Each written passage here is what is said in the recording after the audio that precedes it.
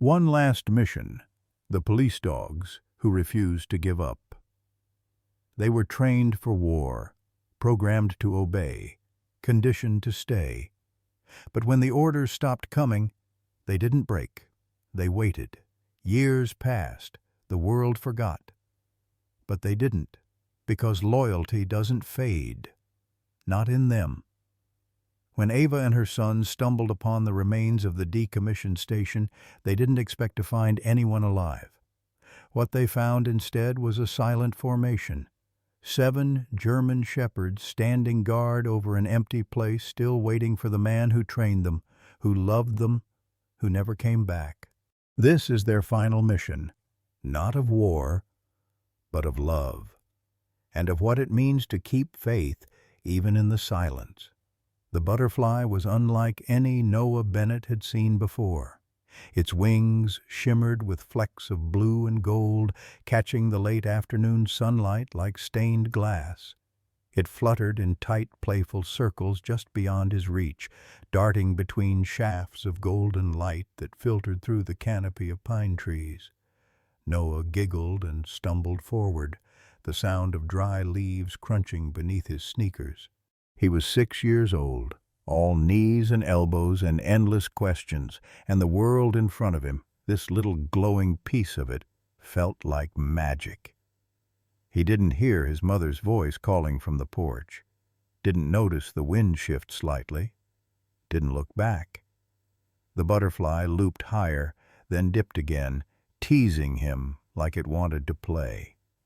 Noah darted off the gravel path that bordered their backyard and into the thinning trail that led into the woods.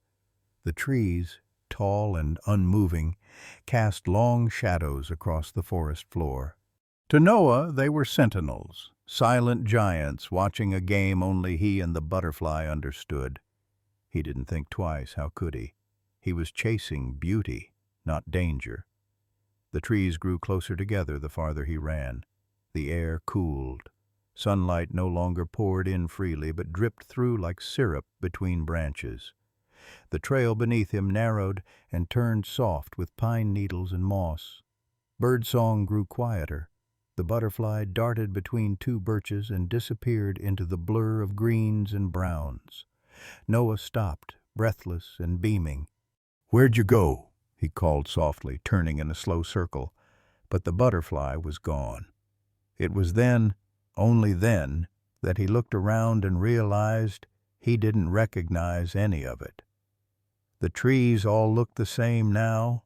There was no colorful mailbox at the trailhead, no sound of the back door screen slamming shut, no familiar hum of the old truck in the driveway. There was only quiet, the kind of quiet that didn't feel peaceful, but too still. His chest rose and fell quickly. He turned in one direction, then the other, trying to retrace the way he had come. But the woods had swallowed the path like a magician folding up a trick.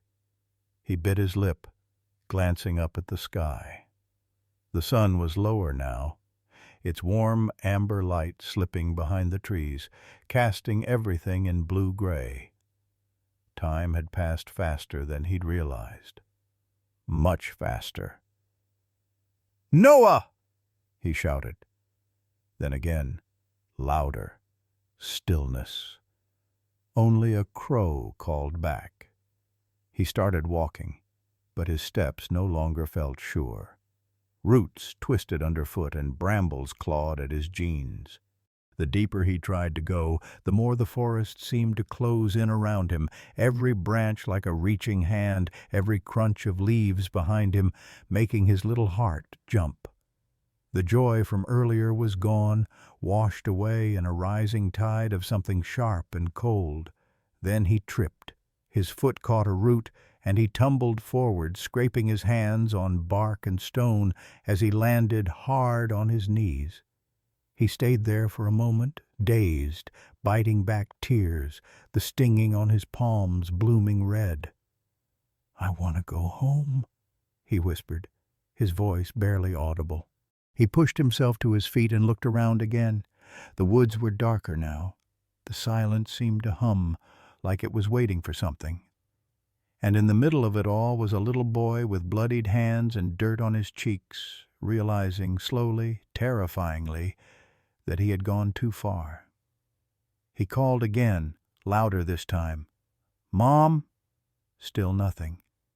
Panic didn't come all at once. It crept in, a slow tightening of his chest, a tremble in his fingers, a shortness in his breath. He began walking faster, then jogging, then running in one direction, hoping that if he moved quickly enough, he'd burst through the trees and see the backyard again. But it was no use. Every direction looked the same. Every tree was just another face in a crowd he couldn't name. Eventually, his legs gave out and he dropped beside a narrow gravel road that cut through the edge of the forest. It was old and mostly unused, the type of road forgotten by maps and repurposed by nature. He sat down at its edge, pulling his knees up to his chest, his shoulders shaking. Noah wasn't just lost, he was alone. And the forest, once a playground, had turned into something else entirely, something indifferent, something far too big. He wiped at his face with the back of his sleeve, smearing tears with dirt, and tried not to cry, but the sobs came anyway. They escaped in hiccups, uncontrollable and raw. He thought of his mom's voice, of the way she would brush the hair from his forehead when he had nightmares, of the peanut butter sandwich she promised to make after dinner. He wanted all of it again, but he didn't know how to get back. The wind rustled the treetops. A bird flapped loudly and disappeared into the sky, and then a new sound. It was faint at first, so subtle he almost didn't notice it. A soft crunching of leaves, a slow, measured rhythm, like footsteps, but heavier. Padded. Noah's breath caught in his throat. He sat up straighter, heart thudding in his ears. The sound came again, closer now. Branches shifted. Something was coming.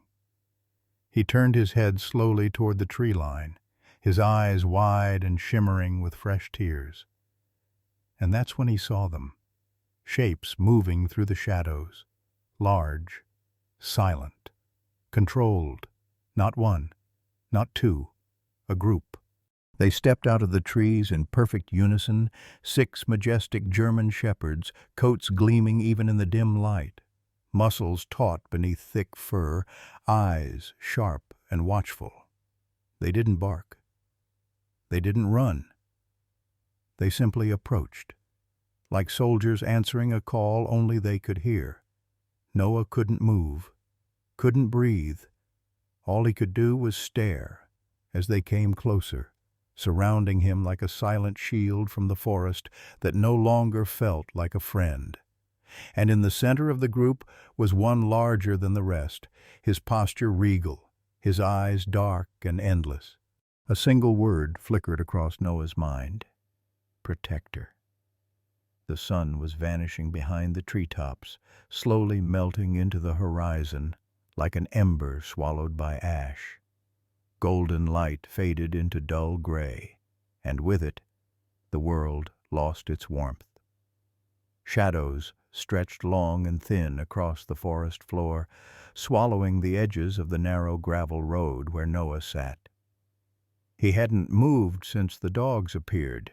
Not really.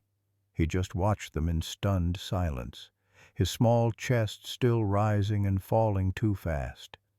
The group of German shepherds had stopped just feet away. They weren't growling. They weren't barking. Just watching.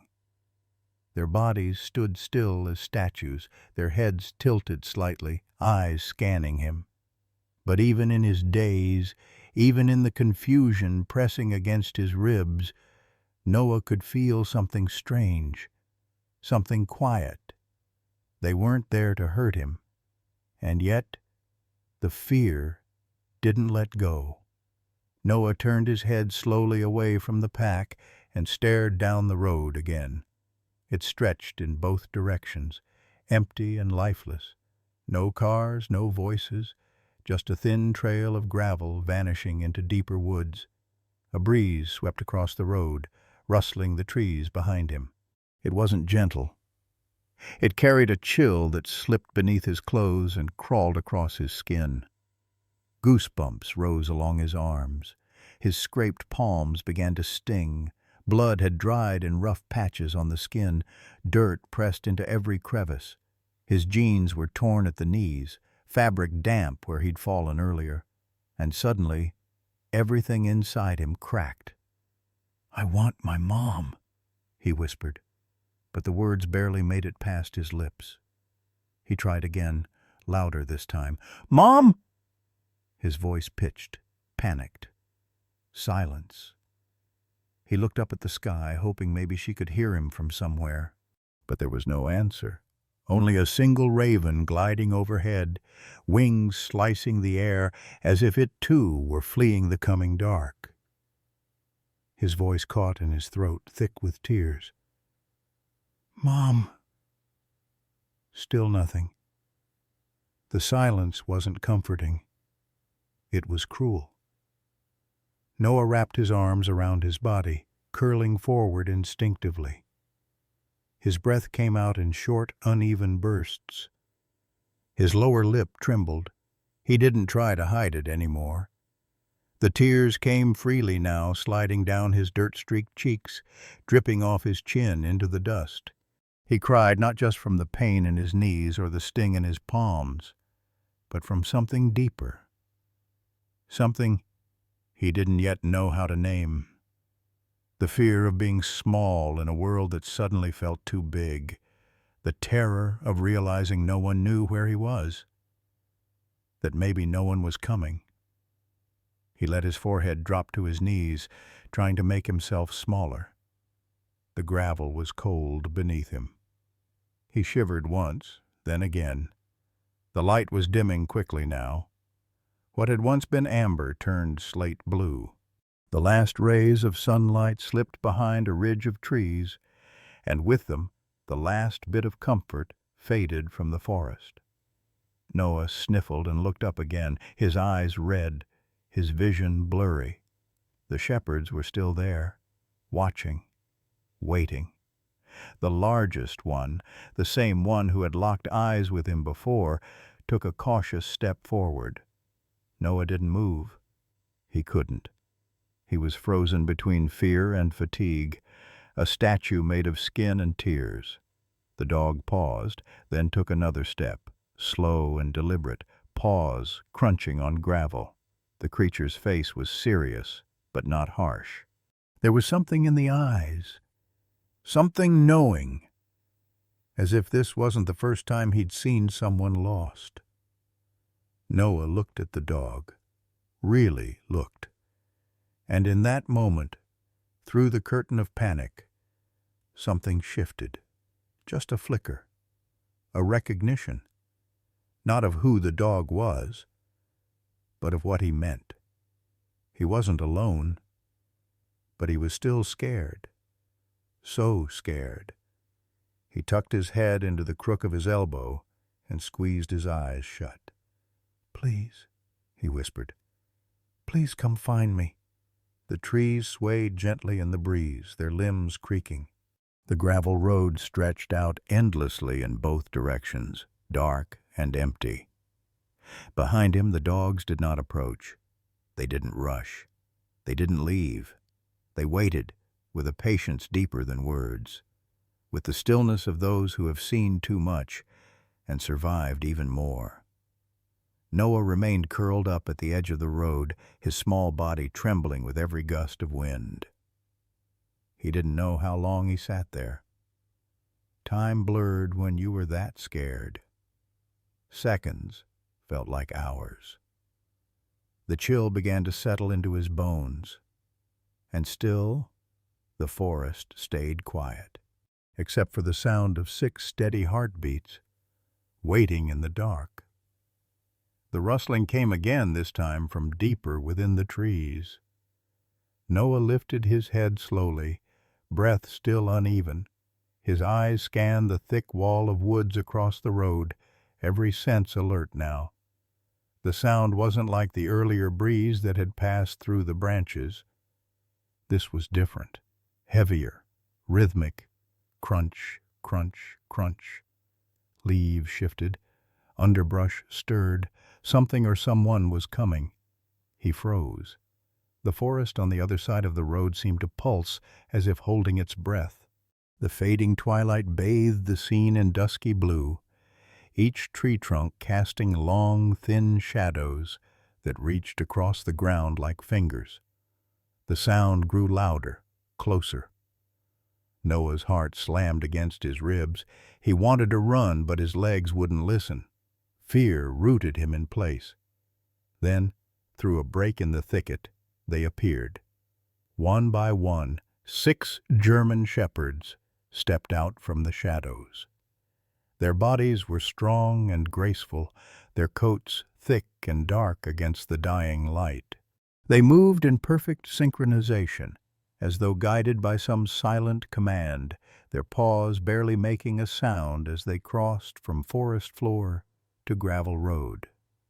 Noah's breath caught in his throat. They weren't wild dogs, not the kind you read about in books or saw in alleyways. These were different, majestic, disciplined. Their posture spoke of purpose. Each one wore a collar with what looked like a faint shimmer of metal, a tag that flashed briefly as they moved. Their eyes were sharp, alert, but not aggressive. Still, to a lost 6-year-old in the middle of nowhere, they were terrifying. Noah shrank back, inching closer to the edge of the ditch, trying to make himself as small as possible. His scraped hands gripped his arms tightly. He didn't dare move. The dogs didn't bark, didn't growl, didn't charge. Instead, they fanned out slowly, surrounding him, not in a circle of threat, but something far more deliberate, protective. 2 stood at his flanks. 1 moved behind him. 2 others stood up ahead, gazes scanning the road beyond. And in the center of this silent formation was the largest his coat, a deep charcoal with streaks of silver along his muzzle and tail.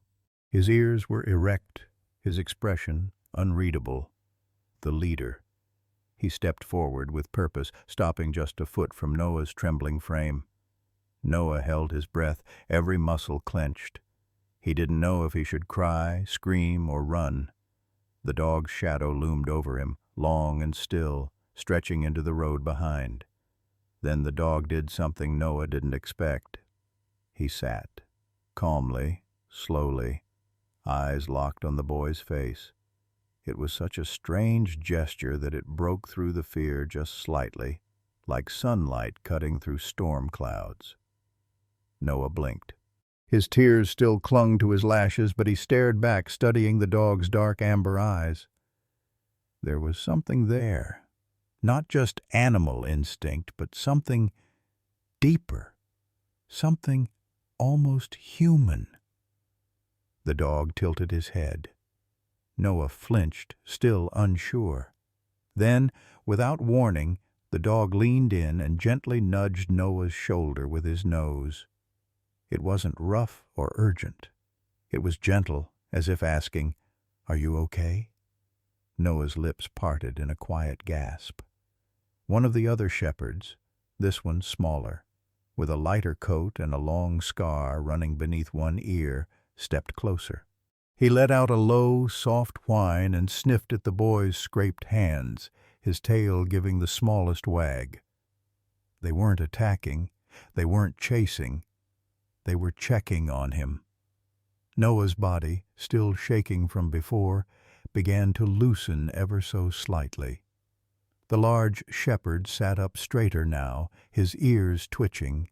His gaze swept the tree line again, then turned back to Noah. The message was clear, even if unspoken. You're not alone anymore. Noah didn't know what to do. Part of him wanted to cry again, but not out of fear. This time, it was something else, something warmer, something he hadn't felt since he realized he was lost. Hope.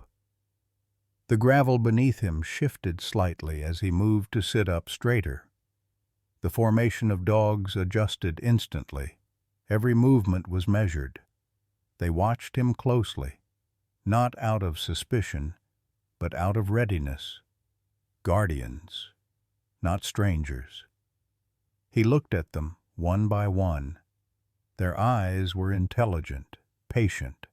Each carried something different: years of training, yes, but also memory, experience. They weren't ordinary dogs. Noah didn't know how he knew that. He just did. His voice was barely above a whisper. "Do you know where my mom is?" Of course they didn't answer, but the lead shepherd, still seated directly in front of him, tilted his head again. And then he stood. The others followed. The large one turned toward the road and took 3 steps forward, then stopped and looked back, waiting, as if to say, "Come with us." Noah stared. His heart pounded, but now, not just with fear, with something else too. Curiosity, instinct, trust. He hesitated only a moment longer. Then, with a trembling breath, he wiped the last tear from his cheek and slowly rose to his feet. The air held stillness, like the breath before a storm, except no storm came. Just silence, and 6 silent shadows standing like sentinels in the dusk. Noah stood frozen on the side of the road, small fists clenched at his sides, his scraped palms raw and trembling. His heart thumped in his ears so loudly it nearly drowned out the rustling wind and the soft panting of the dogs surrounding him. He didn't know what he was waiting for, an order, a bark, a sign to run. Instead, the largest shepherd stepped forward. His paws moved with the soundless confidence of something trained, measured, and impossibly calm. He was taller than the others, built like a soldier, broad shoulders, lean muscle, and a gaze that didn't waver. His coat was dark charcoal with ash-gray accents, as if he'd stepped from the smoke of a long-forgotten fire. Around his thick neck hung a faded collar, and on it a scratched metal tag. Sable. The dog's eyes locked onto Noah's. They were not threatening, but they weren't soft either. They were searching. Noah stiffened as Sable approached. The dog lowered his head slowly, nostrils flaring as he sniffed the air. Then, with careful precision, he leaned in and sniffed the boy's chest, then shoulder, then finally the dried blood on his hand. Noah's breath hitched. His entire body tensed like a coiled spring, and without meaning to, he took a tiny step backward. Sable froze, not offended, not startled, just aware. No sudden moves, no growl, no pressure. Noah blinked through the tears still clinging to the corners of his eyes. His hand stung. His knees throbbed from the fall earlier. But even through the fog of fear, he could feel the difference in the shepherd's presence. This wasn't a wild dog stumbling across a child. This was something else. This was a choice. The dog had come to him. Noah's voice came out as a whisper, barely audible.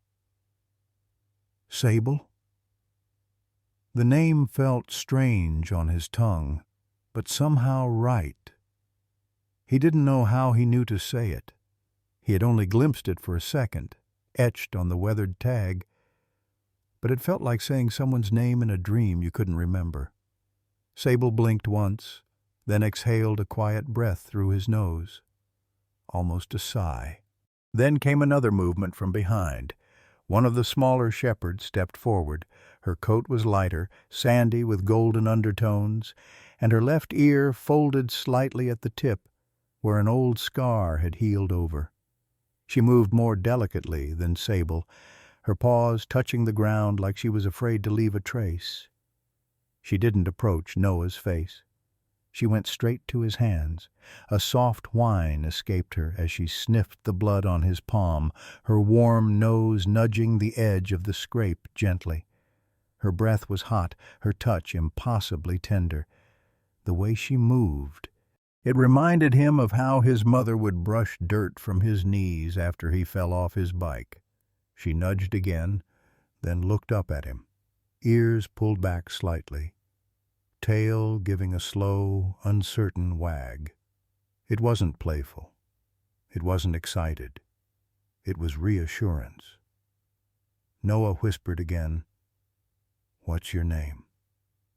There was no answer, of course, but the moment stretched like an understanding. He didn't need to know what she was called. Somehow, he felt like she already knew his name. Another dog gave a soft grunt behind him. The group had shifted subtly, closing the formation around him, not tightly but protectively, like they were absorbing him into their circle, like he had been claimed. His body was still trembling. He couldn't stop that. But his fear was no longer paralyzing. It had become something else, like standing near the edge of a cliff, afraid but mesmerized by the view. Sable moved again, just slightly. His paw stepped forward, dust kicking up beneath his pads. His eyes flicked down the road, then back to Noah.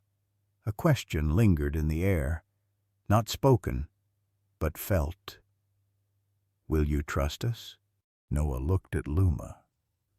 He didn't know her name, but it fit her somehow. And then back to Sable. Their eyes met, and the boy did something he hadn't done since the butterfly led him astray. He breathed, really breathed, for the first time in what felt like hours. And he nodded. It wasn't much, just a slight movement of his head. But it was enough. Luma stepped back. Sable stood tall again, his posture shifting from observer to protector. The rest of the team adjusted in sync, two flanking, two behind, one ahead. Each position exact, purposeful. Noah didn't understand how or why they were there.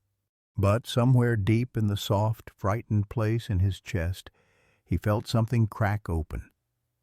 Maybe he wasn't lost anymore.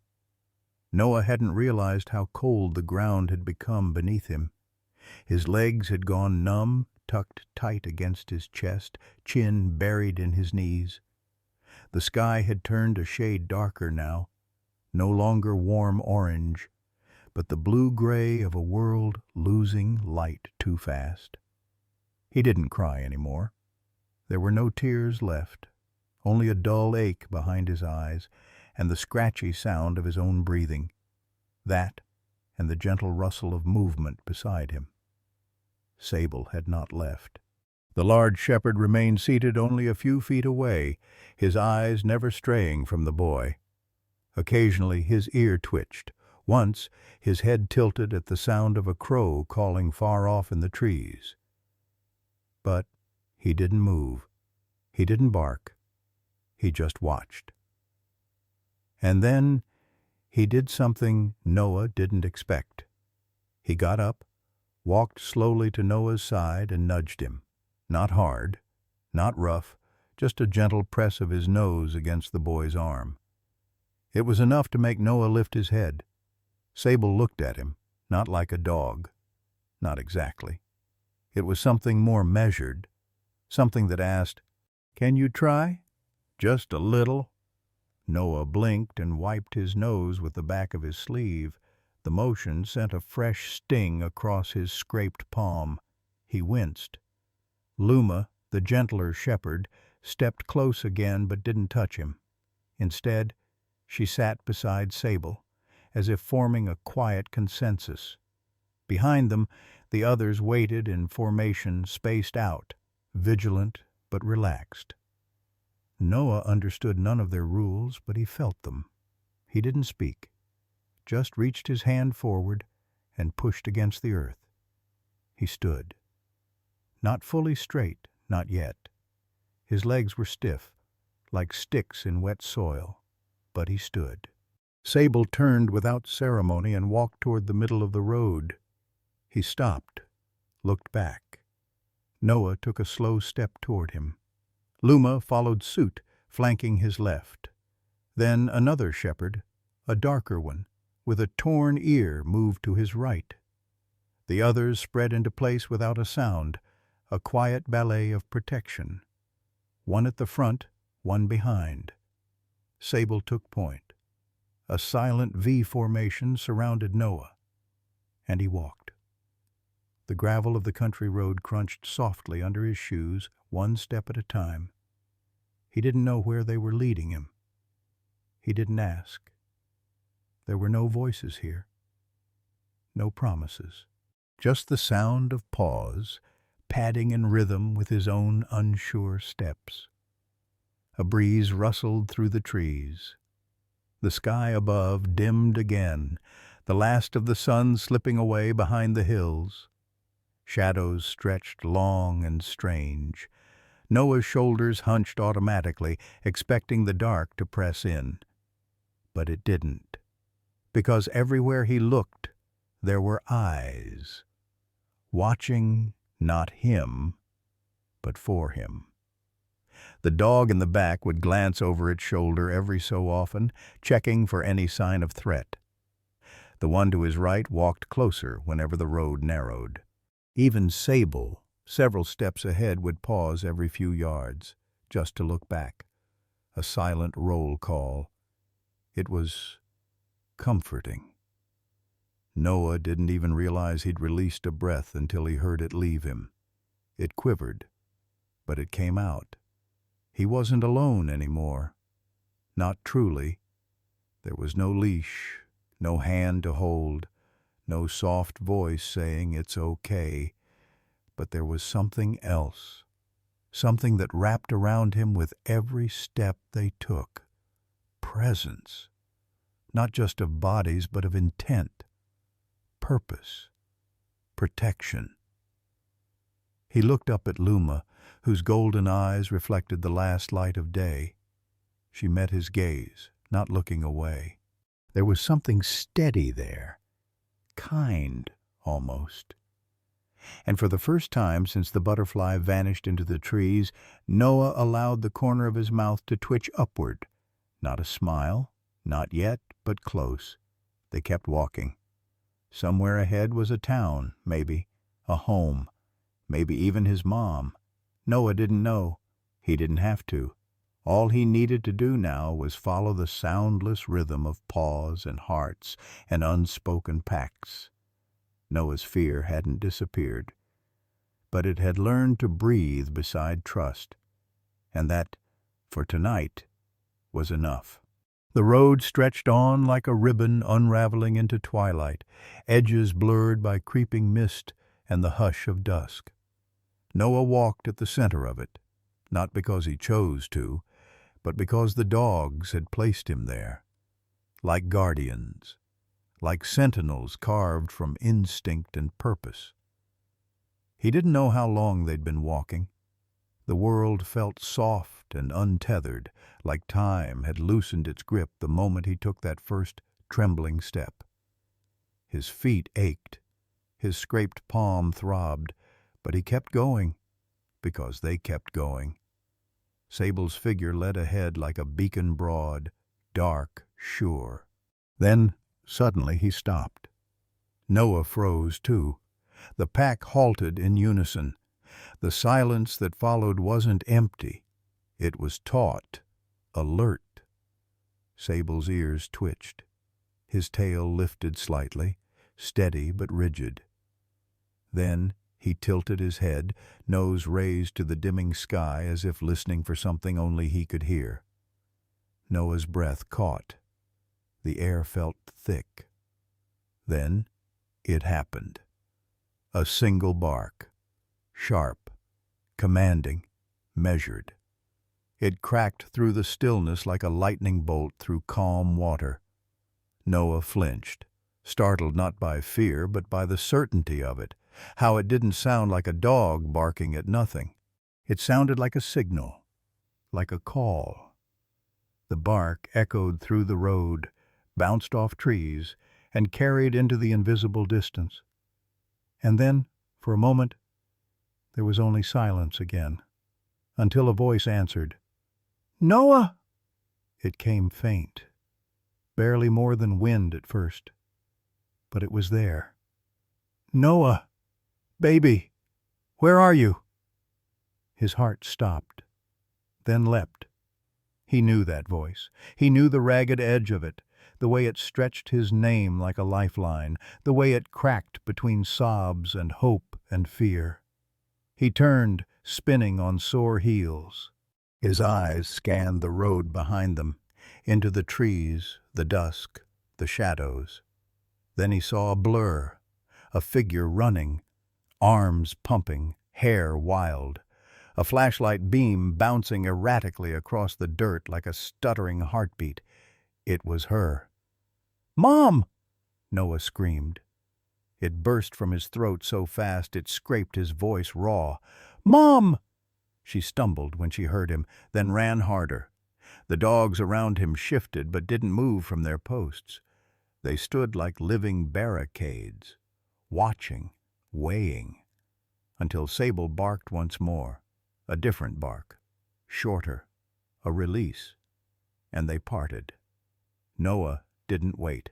He ran, faster than he thought his legs could move. Every ache vanished beneath the tidal wave of relief crashing through his tiny chest. His arms opened before he even reached her. And then, impact. Ava dropped to her knees, scooping him so tightly into her that her arms trembled, her fingers tangled in his hair. She pressed her lips to his temple over and over, like she needed to confirm he was real, that he was here, that he was whole. "Oh my God! Noah, baby, baby!" Her voice broke apart completely. Noah didn't say anything. He just buried his face into her shoulder, held tighter than he ever had before. Behind them, the dogs watched in silence. Sable stood the farthest back now, half shadowed by trees. His ears were still perked, body still alert. But his eyes, those calm, steady eyes, softened when they saw the boy in his mother's arms. Ava finally looked up. She gasped when she saw them. "Oh, my God!" Her voice lowered to a whisper. They brought you to me?" Noah nodded against her shoulder. He didn't know the words. Didn't know how to explain the unspoken pact, the way they'd walked beside him without leashes or orders or even a sound. But he knew what they'd done. They found him. They called her. And they stayed until she came. Ava looked at the formation at Sable, at Luma, at the others whose names she would never know. Her eyes filled again. "Thank you," she whispered, almost too softly to hear. And though no one could say for sure, some part of her believed they understood. Sable turned. One by one the others followed. No barking, no show of pride, just the quiet grace of duty fulfilled. They disappeared into the dusk from which they had come, shadows on the wind, paw steps fading like a promise. But their presence lingered, in the dirt, in the heartbeat, in the boy held tightly in his mother's arms, who just hours ago had been swallowed by the woods, now found by something more than chance. The branches clawed at her arms like fingers of some ancient curse. But Ava didn't stop. Couldn't. Her legs burned with each desperate stride. Her chest ached from gasping air too fast, too shallow, too full of panic. The flashlight in her hand bobbed wildly, casting broken circles across the roots and shadows that made up this part of the forest she had never dared to enter before. Her voice cracked the silence like thunder.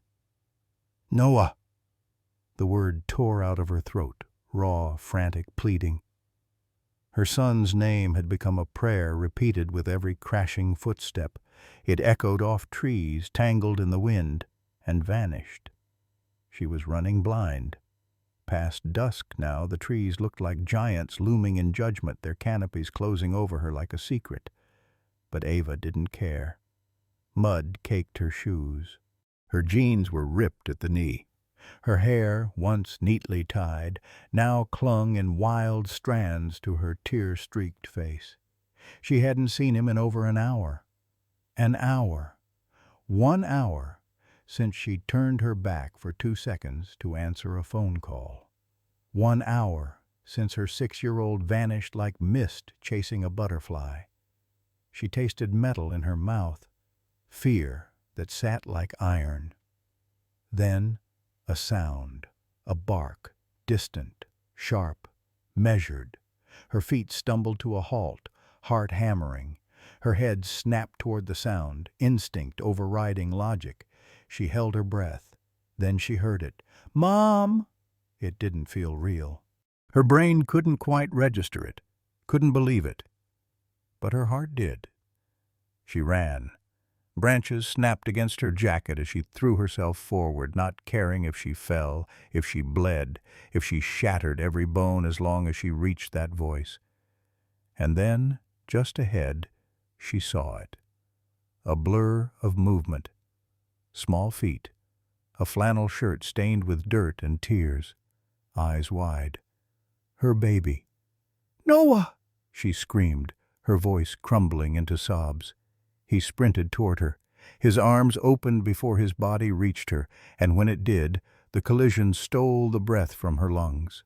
She collapsed to her knees, folding around him like a shield, like a mother trying to make herself big enough to swallow him whole and never let go again. His face buried into her neck. She clutched the back of his head, kissed it, sobbed into it. He was trembling, hiccuping, speaking in choppy pieces. "I thought you wouldn't find me. I was scared. I didn't know. The trees." She rocked him without rhythm, just motion, just something to convince her hands that he was real. "Oh God, Noah. Oh, baby. I'm here, I've got you, I've got you." She didn't know how long they stayed like that. On the cold forest floor, on knees that didn't care they were bruising. Time lost meaning when the only thing that mattered had come back to her heartbeat. But then she felt something. A presence. A stillness in the air that wasn't threatening but undeniable. Slowly, Ava lifted her head. Her breath caught in her throat. They were there.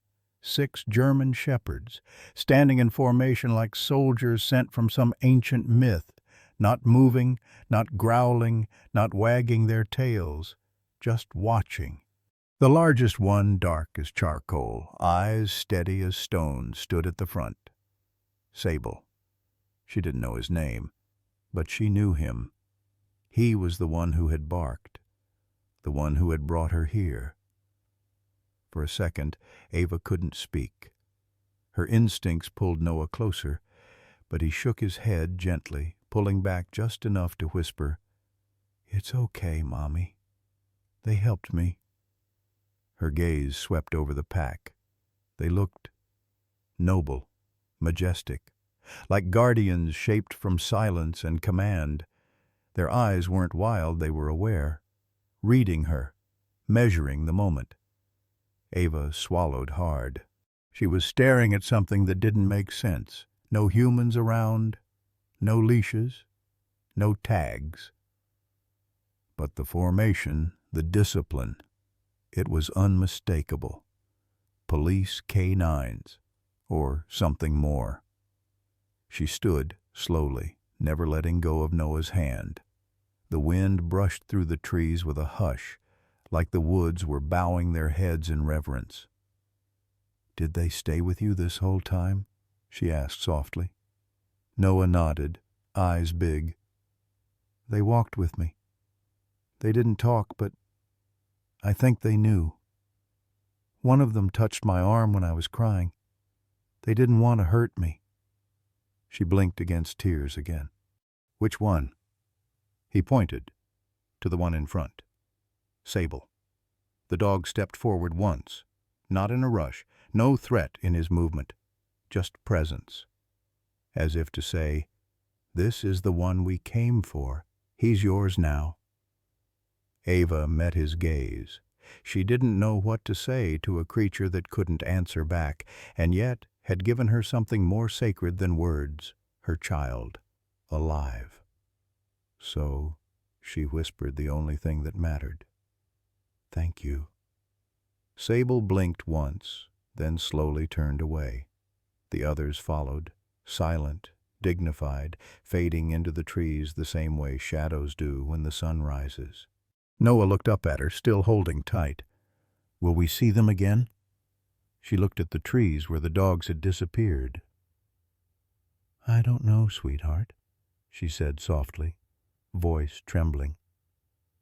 "But I think they were always watching." And with that, she lifted him into her arms, not because he couldn't walk, but because she needed to feel his weight. As they turned to go, the woods behind them felt different. Not just a place where a child had gotten lost, but where something extraordinary had found him. The forest had gone quiet, not the suffocating kind of silence that pressed on the chest, but a stillness that felt intentional, as if the woods themselves were waiting to see what would happen next. Ava held Noah close, one arm looped around his small back, her eyes never leaving the shadows where the German shepherds had stood. But now, they weren't where she had last seen them. They hadn't run. They hadn't charged. They had simply begun to walk, slowly, deliberately, into the mist-lined path that wound between the trees, like sentinels returning to the place they came from. 6 figures, moving as one. Not a single bark, not a growl, not even the sound of claws on leaves. Noah tugged gently at her sleeve, whispering, "Why are they leaving?" Ava swallowed, her gaze locked on the largest among them. The one Noah had said had comforted him. The one whose eyes had met hers with a clarity that lingered like a question in the soul. She didn't answer immediately, because something about their retreat didn't feel like abandonment. It felt ceremonial, like they had completed what they came for. Still, she took a cautious step forward, hesitant, torn between wanting to call them back and fearing she'd ruin something sacred if she spoke too loudly. Then it happened. The largest one, Sable, paused. The others continued a few paces ahead, but he stood still, just beyond the edge of where moonlight brushed through the canopy. He didn't turn his whole body, just his head. He looked back, right at her. It wasn't a glance. It was something more deliberate, measured. His eyes locked with hers, not wild, not glowing, but steady, ancient, holding something neither dog nor human could fully explain. And then Ava felt it, an invitation, not in words, not in action, but in presence, like the way a storm calls the tide, or how a melody pulls memory from the corners of the mind you thought were lost. He was waiting. She could feel it in her chest, not demanding, not pulling, but offering. Follow, if you want to understand. She held her breath. Her arms tightened around Noah, his heartbeat still rapid against hers. "They're not just dogs, are they?" she murmured aloud, not expecting an answer, not needing one, because some truths don't need language. They live in the hush between heartbeats. Noah looked up at her. "He looked at you." "I know." Her voice barely rose above a whisper. Then, slowly, Sable turned his head forward again, and without a sound, he stepped after the others, his tail low, his gait regal, vanishing with the same grace he had appeared with. Ava stood frozen. The path ahead was dark now, touched only by silver light and the faint rustle of trees that swayed as though whispering secrets to each other. She knew what she had seen. She knew what she had felt.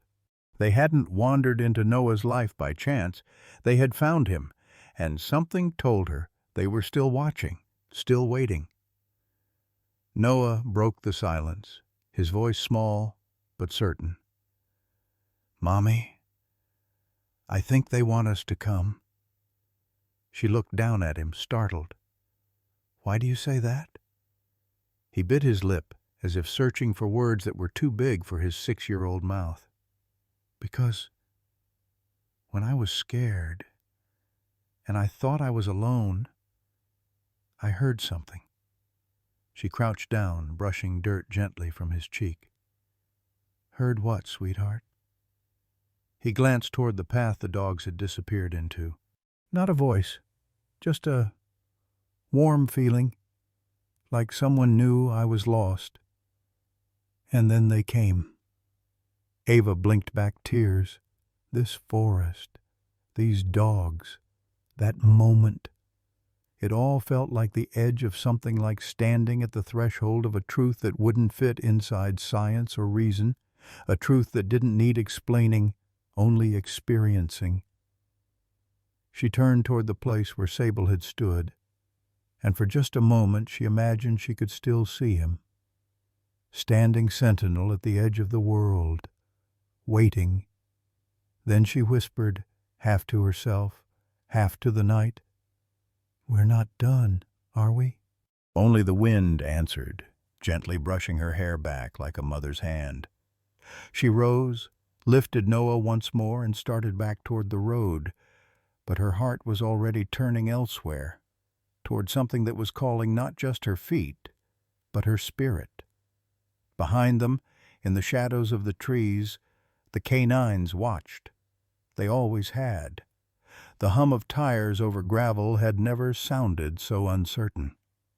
Ava's hands gripped the steering wheel, knuckles pale, her breath shallow as the headlights cut swaths of light through the night-draped woods. Beside her, Noah sat in the passenger seat, still dusted with dried mud and dried tears. His small fingers clutched the fabric of his hoodie. But his eyes? Wide, awake, alert in a way she hadn't seen since before the accident last year. "Faster, Mommy," he said quietly, not with urgency, but with quiet conviction. Ava glanced at the road, or what used to be a road, more like a trail now. Overgrown, forgotten. Something GPS had long given up trying to interpret. The car jolted slightly as a root bulged beneath the front tire. "You sure about this, Bud?" she asked, her voice fraying at the edges. "You saw where they went?" Noah didn't take his eyes off the tree line. "I didn't see. I felt." And strangely, she did too.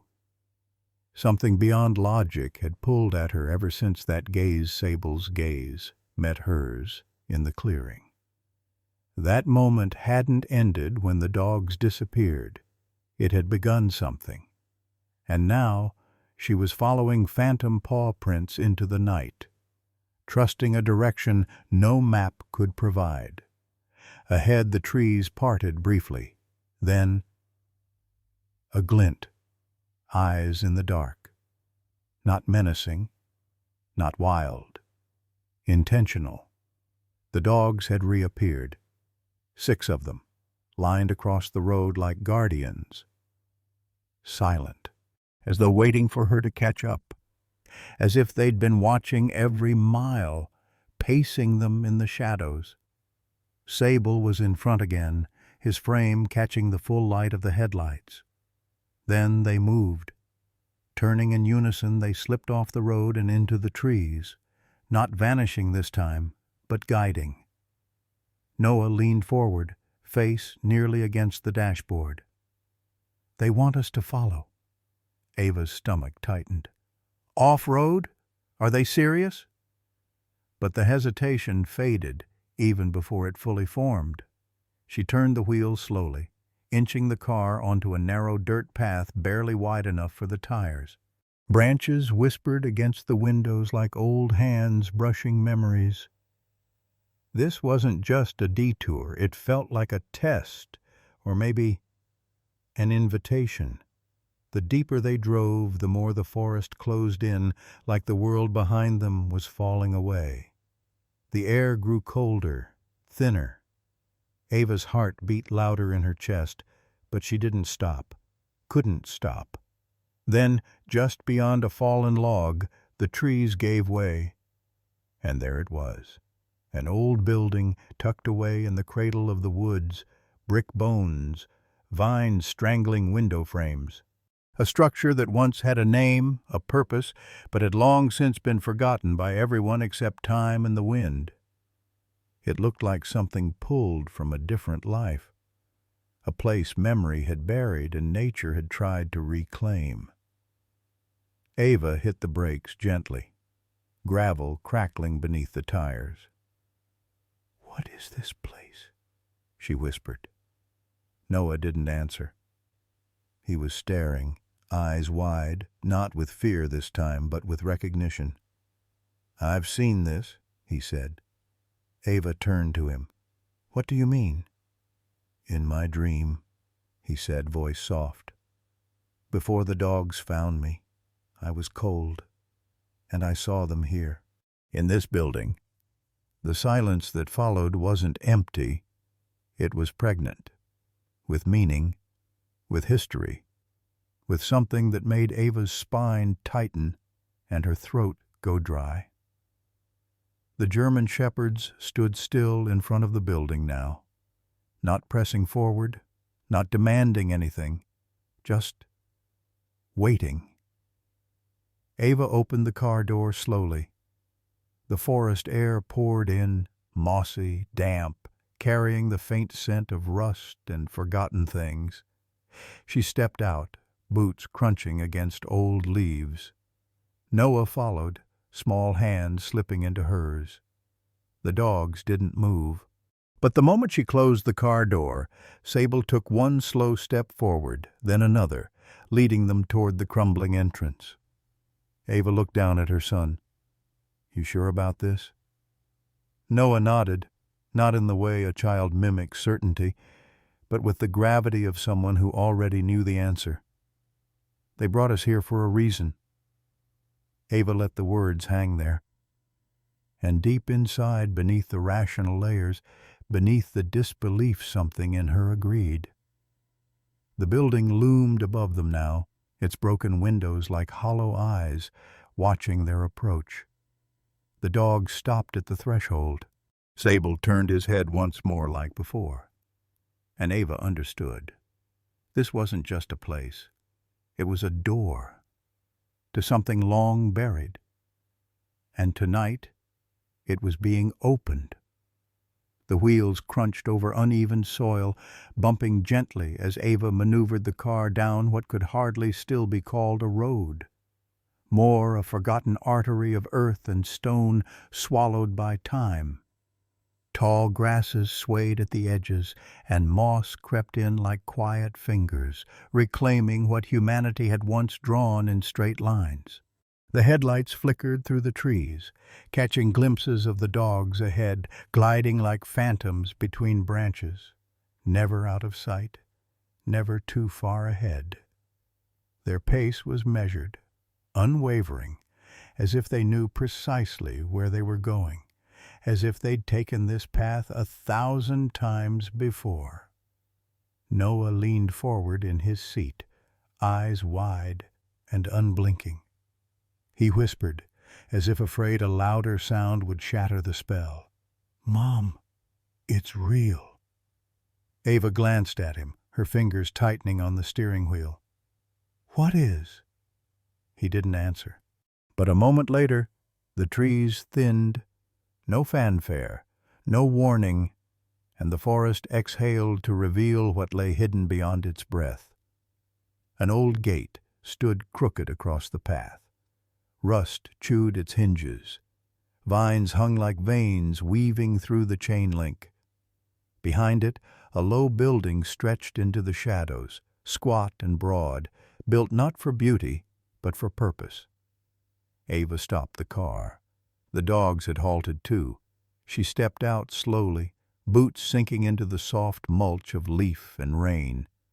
The sign on the gate was barely legible, its lettering chipped, ghosted by time. But she could still make out the shape of the emblem. A badge, a paw print, and the worn letters beneath it. Unit 9, K9 Tactical Operations. She read it aloud under her breath, like speaking the name of something holy and long buried. Noah stepped beside her, his hand slipping into hers again. He looked up at the building, eyes scanning its cracked windows, the sagging awning above the entrance, a broken spotlight hung by a single wire like a tired eyelid. "This place," he whispered.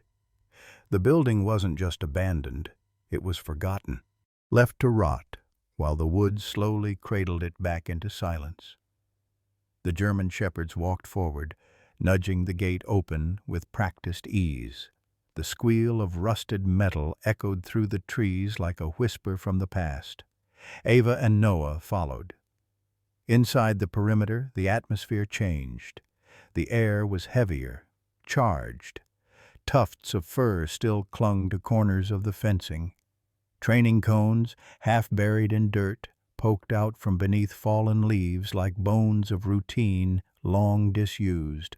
Ava's eyes roamed the compound faded murals of K9 units on the cinder block walls, paint peeling like old stories forgotten. Phrases meant to inspire still clung stubbornly in chipped paint. Loyalty beyond the call. Trained to trust. They serve without question. Each slogan hit like a breath held too long.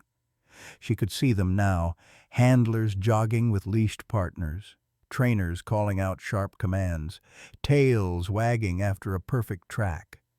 The ghosts of motion still hung here, in the air, in the concrete. But now only silence remained. And yet, it wasn't empty.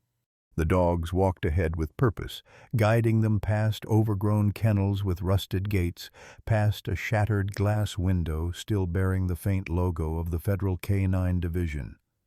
One shepherd paused beside a wall with names etched into metal plates.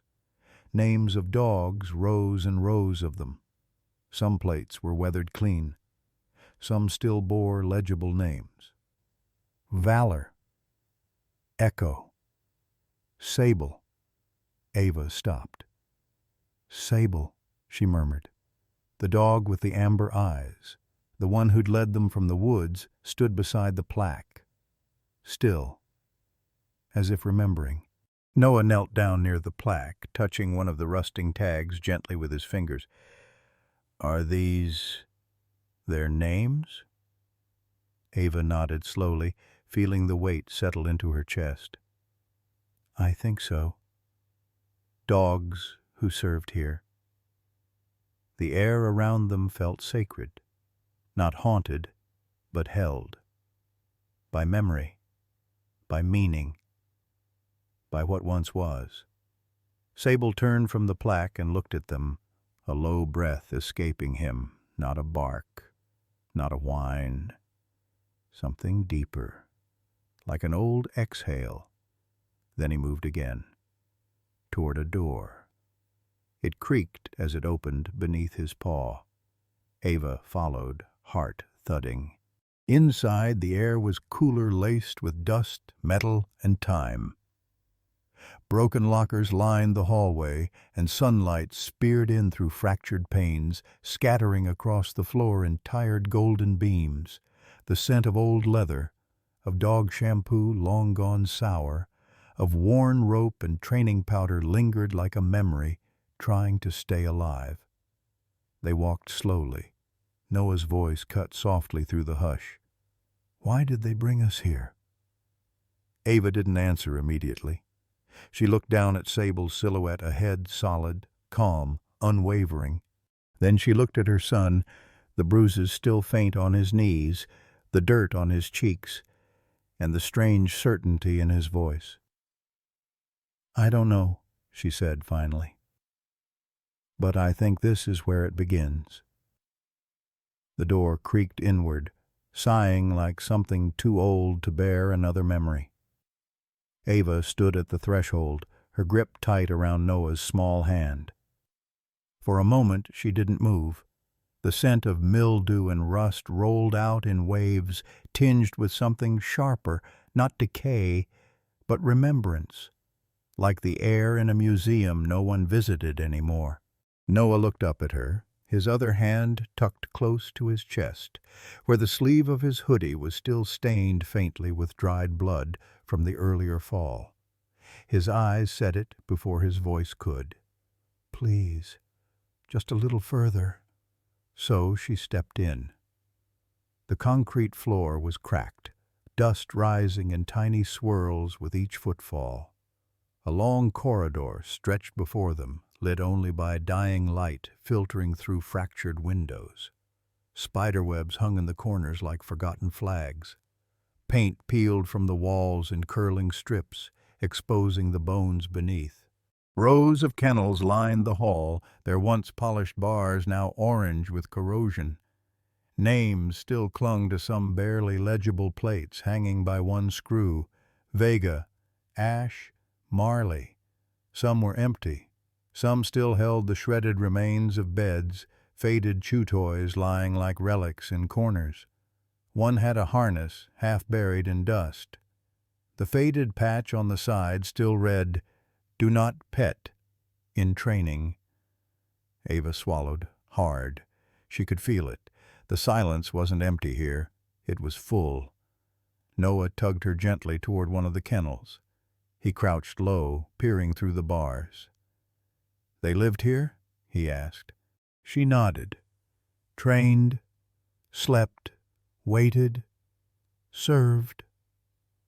Her voice caught in her throat, because it wasn't just the sight of it all. It was the feeling, a strange heaviness like grief that didn't belong to her, but clung to the walls anyway, like these walls had watched loyalty die slowly after being forgotten. They moved deeper in. Photographs lined the next room, but most of the frames were cracked or had fallen. Some glass was shattered. Others held only the ghostly silhouettes of missing prints, sun-bleached outlines where faces once were. Only a few pictures remained intact, dogs caught mid-leap, tongues lolling beside proud handlers. Noah pointed to one. "That's Sable." Ava leaned in. It was him. Younger, maybe. His coat was darker, and the photo captured him in motion ears pricked, jaw open, mid-command. Next to him stood a woman in uniform, her hand resting lightly on his head. Her eyes smiled. Her name tag was just legible through a crack in the glass, Captain R. Thorne. Beneath it, in block letters, Valor Unit, 5 years active.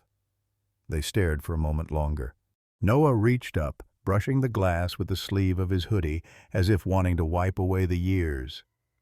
Farther in, the training hall gaped like a rib-cage giant beams overhead, the remains of obstacles, ramps, and tire rigs resting in ruin. A cone lay toppled. Bite sleeves hung limp from a rusted hook. A whistle rested on the ground, half buried in dust, untouched by time, but untouched by people too. Ava closed her eyes for a moment. She could hear it. The faint echo of bark, of metal clinking, of bootsteps and commands called across the yard. "Forward! Sit! Good boy, yes." And then it was gone. Only dust remained. The dogs moved like they'd been here before. Sable padded softly across the floor, stopping at a spot in the far corner where the tiles were cleaner, as if something had sat there for a long time, unmoved. Ava approached. It was a crate, not metal, but wood, reinforced, handcrafted. Someone had placed it there intentionally. Inside, stacked neatly, were folders, tapes, and journals sealed in a weatherproof case. A dog tag rested on top. Noah reached for it gently. Luma, it read. The softest of the shepherds, the one who'd checked his wounds, stood nearby, tail still, gaze fixed, as if watching history be unwrapped. Ava looked over the room again. This wasn't just an abandoned base, it was a memory sealed in concrete, waiting for someone to come back. They left something behind, she murmured. Not just objects, a story. Noah leaned against her side. His voice was barely audible. They're not just dogs, are they? She shook her head. No. They're sentinels. Noah drifted away from the crate, pulled by something quieter than curiosity, a pull deeper than wonder. His footsteps echoed down the kennel row as shafts of golden evening light filtered in through broken windows, dust motes drifting like ghosts, still tethered to memory. He stopped before a kennel halfway down. The nameplate was barely visible beneath a coat of grime and years of stillness. With the sleeve of his hoodie, he reached out, slowly rubbing away the dust. The rust flaked gently beneath his fingers, and then the letters appeared. Sable, etched in brass, worn but enduring. Noah blinked, then turned to look behind him. Sable had moved without sound, as if summoned by his own name. The great shepherd now stood beside the kennel, unmoving, regal. His posture was quiet, but there was something holy in the stillness, like a sentinel returning to sacred ground. The boy looked to the others. Luma stood before a kennel 2 doors down, her ears tilted back, her nose brushing lightly against the bars. Then she sat, slow and deliberate. Her eyes shimmered not with tears, but with something older, recognition, and one by one the others followed.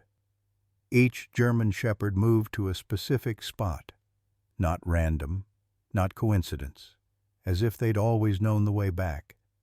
Some lay down. Some merely stood, heads bowed, facing the rusted metal doors, like soldiers reporting for duty. Decades late, but unwavering. Ava stood frozen at the far end of the corridor, watching the tableau unfold. Her hand rose to her chest.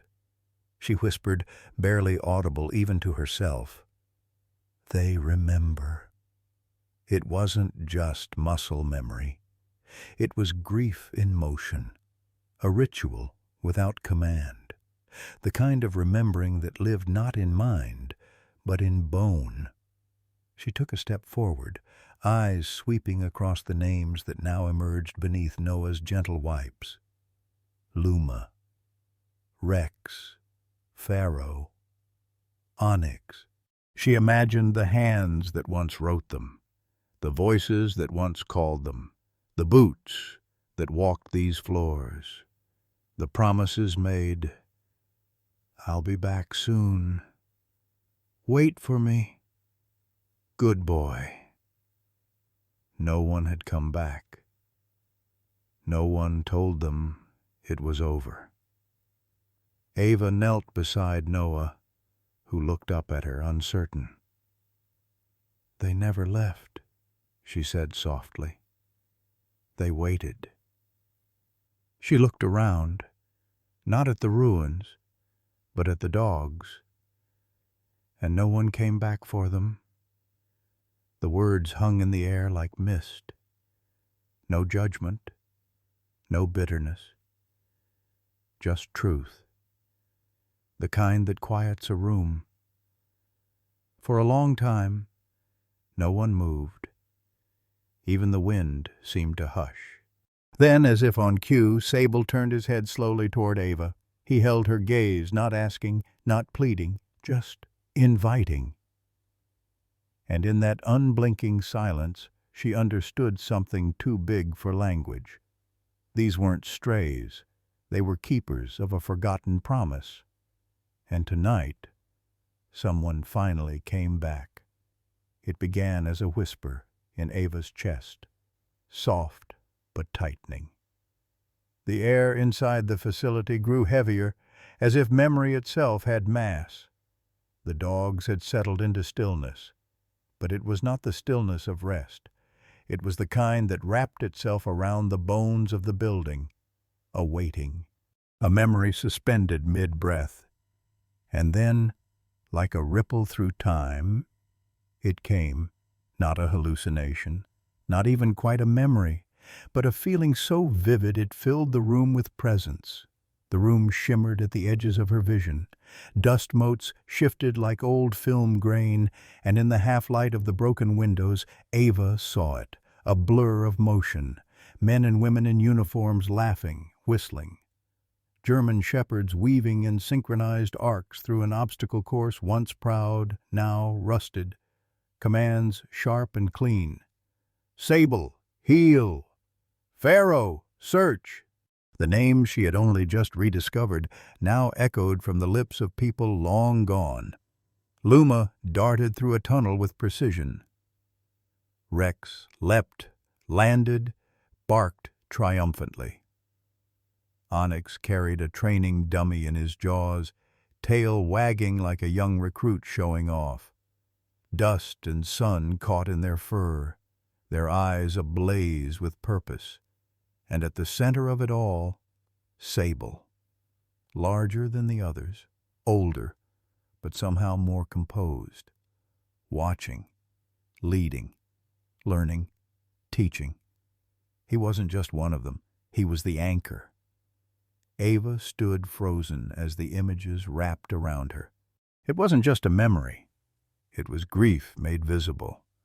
The kind of grief not born from sudden death, but from slow forgetting, from promises never revoked, only neglected, from doors that closed but were never locked, from leashes that hung on hooks waiting to be claimed, never cut, never discarded. And still the dogs had waited.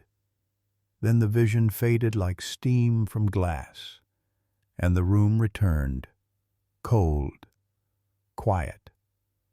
But something inside Ava had shifted. She looked at Sable. He was facing his kennel, motionless.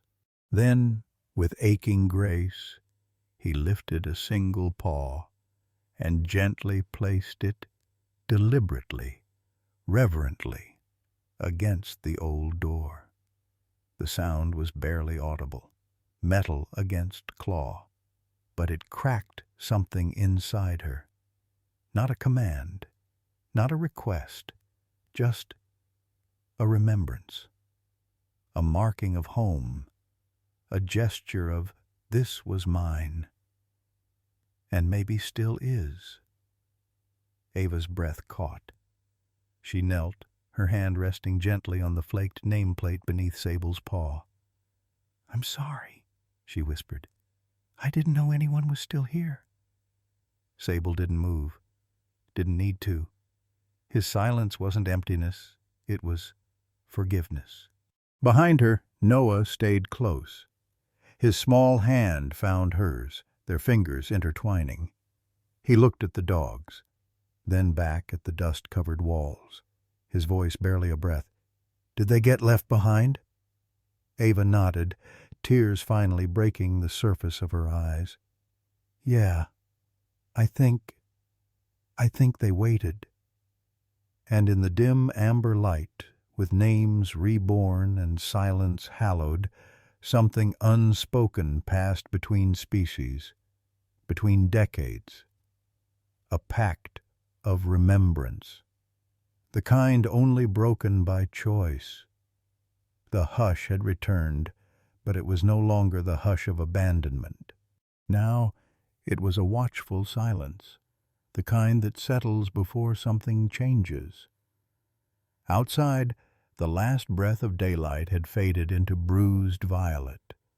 The wind stirred the broken branches around the building like cautious fingers, and every creak of the old canine facility carried an edge. Ava sat close to Noah in the corner of the main hall, her back against peeling plaster, trying to slow her breathing, trying to pretend this night was anything but what it was. And then, headlights. Two beams of light knifed through the dense tree line, sweeping across broken fences and fractured pavement like searchlights. They moved slowly, methodically, as if whoever drove already knew what they were looking for. Noah stiffened beside her. "Mom!" "I see it." Ava's whisper was barely audible. Her arms instinctively drew him in, shielding his body with hers. Her eyes locked on the windows now glowing white gold in flickering slices. The dogs rose, not with growls or teeth, but with silent precision. Sable first, then Luma, Pharaoh, and the rest. One by one they stood, tails low, bodies still but charged. Not a single bark, not a single step forward. Just pure, focused presence. It was not fear, it was training, and that unsettled Ava more than noise ever could. The vehicle outside came to a stop. The engine clicked and cooled. Doors didn't slam, they opened and closed with deliberate, muffled care. Too quiet. Noah clung to her hand now, and Ava felt his heartbeat through his fingers. Rapid, panicked, it mirrored her own. A silhouette passed the edge of the window, then another. Shapes. Human, adult-sized, carrying something. No voices, no flashlights, just motion. She crouched lower behind the kennel wall, pushing Noah down gently. "Stay right here. Don't move." He nodded, eyes wide, glassy. His lip trembled, but no sound came. The dogs remained lined up near the doorway, perfectly still. Then Sable turned his head, ever so slightly, and looked directly at her. His eyes said everything. "Don't run. Don't scream. Watch." Another shadow crossed the broken threshold of the door. And finally, a voice. "Hello?" A man's voice, gruff but controlled. Too calm. "Someone's been here," the voice added. "You seeing the tracks?" Another answered farther away. "Yeah, dog prints. Big ones, multiple." Ava's stomach turned. They weren't here by accident. They weren't lost. The sound of boots echoed on concrete, now getting closer. She reached slowly into her coat pocket. Her phone was dead, useless weight. There was nothing in this place but dust and instinct. She braced herself. Then Sable moved, not toward the door but toward her, deliberate, silent. He stood between her and the corridor like a sentinel. Luma took position behind Noah, nudging him closer to the far wall. Pharaoh pressed his shoulder against a fallen crate, silently blocking another angle of entry. They weren't afraid. They were forming defense. Ava realized it then, not just in theory, not as a hopeful guess, but as truth. These dogs had not forgotten who they were. Even now, abandoned, alone, aged, they were still protectors. More footsteps, a louder one this time. The groan of metal being pushed open. Someone called out, irritated. "This place isn't empty." Then a pause. "You smell that?" Silence. Then, "Gun oil." Ava's breath caught in her throat, and Sable, from his post beside her, let out a low, barely audible huff-knot aggression. A signal. It was all instinct now. Ava pressed Noah flat against the corner, trying to shrink into shadow. Then outside a third voice, different, closer, female, low, firm. "Don't go further. They'll know." A beat passed. Then the first man again. "We'll be back. Mark it." And just like that, the boots retreated. The silence returned. A door shut. The engine reawakened. Headlights sliced through the dark, turning, vanishing through the trees. And they were alone again. Ava didn't realize she was shaking until Sable turned and gently touched her knee with his snout. No bark, no drama, just reassurance. "We're here. We saw it too." She looked around at the others. They had taken up watch again, each facing a different direction. Every ear turned outward, every eye sharpened. "They're not just dogs," Ava whispered. Noah looked up at her. Who were they?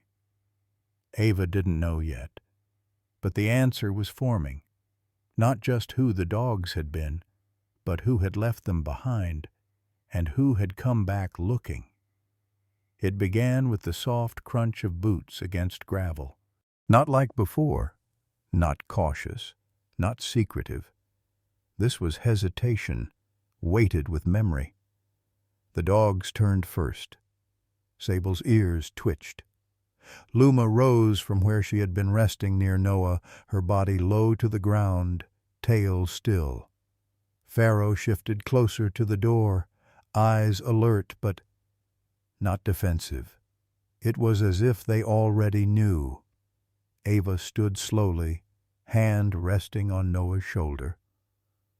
The last remnants of fear still clung to her breath, but something in the room had changed. A silence not of danger, but recognition. Then the figure emerged. A man in his early 50s, perhaps, his silhouette outlined in the fractured light from the hallway. His shoulders were broad, but time had carved weariness into his posture. His coat was military-grade, dusty, as though he hadn't worn it in years until tonight. His left arm hung stiff, favoring his side. His eyes scanned the room, uncertain. Then they landed on Sable, and froze. His breath hitched like a chord inside him had been struck after years of silence. Sable? The name came out as a whisper, but it hung in the room like thunder. Sable didn't move at first. He just stared. And then, slowly, like a dream remembered, he walked forward. Each step was deliberate. No bark, no growl, just a deep, aching stillness. Then a twitch of the tail, then another, and then, in a heartbeat, he ran. Not with the weight of abandonment, not with suspicion, but with recognition, with joy. He lunged into the man's arms, and Marcus, hale former K9 handler, long thought missing or worse, fell to his knees as if his soul had collapsed beneath the weight of that name.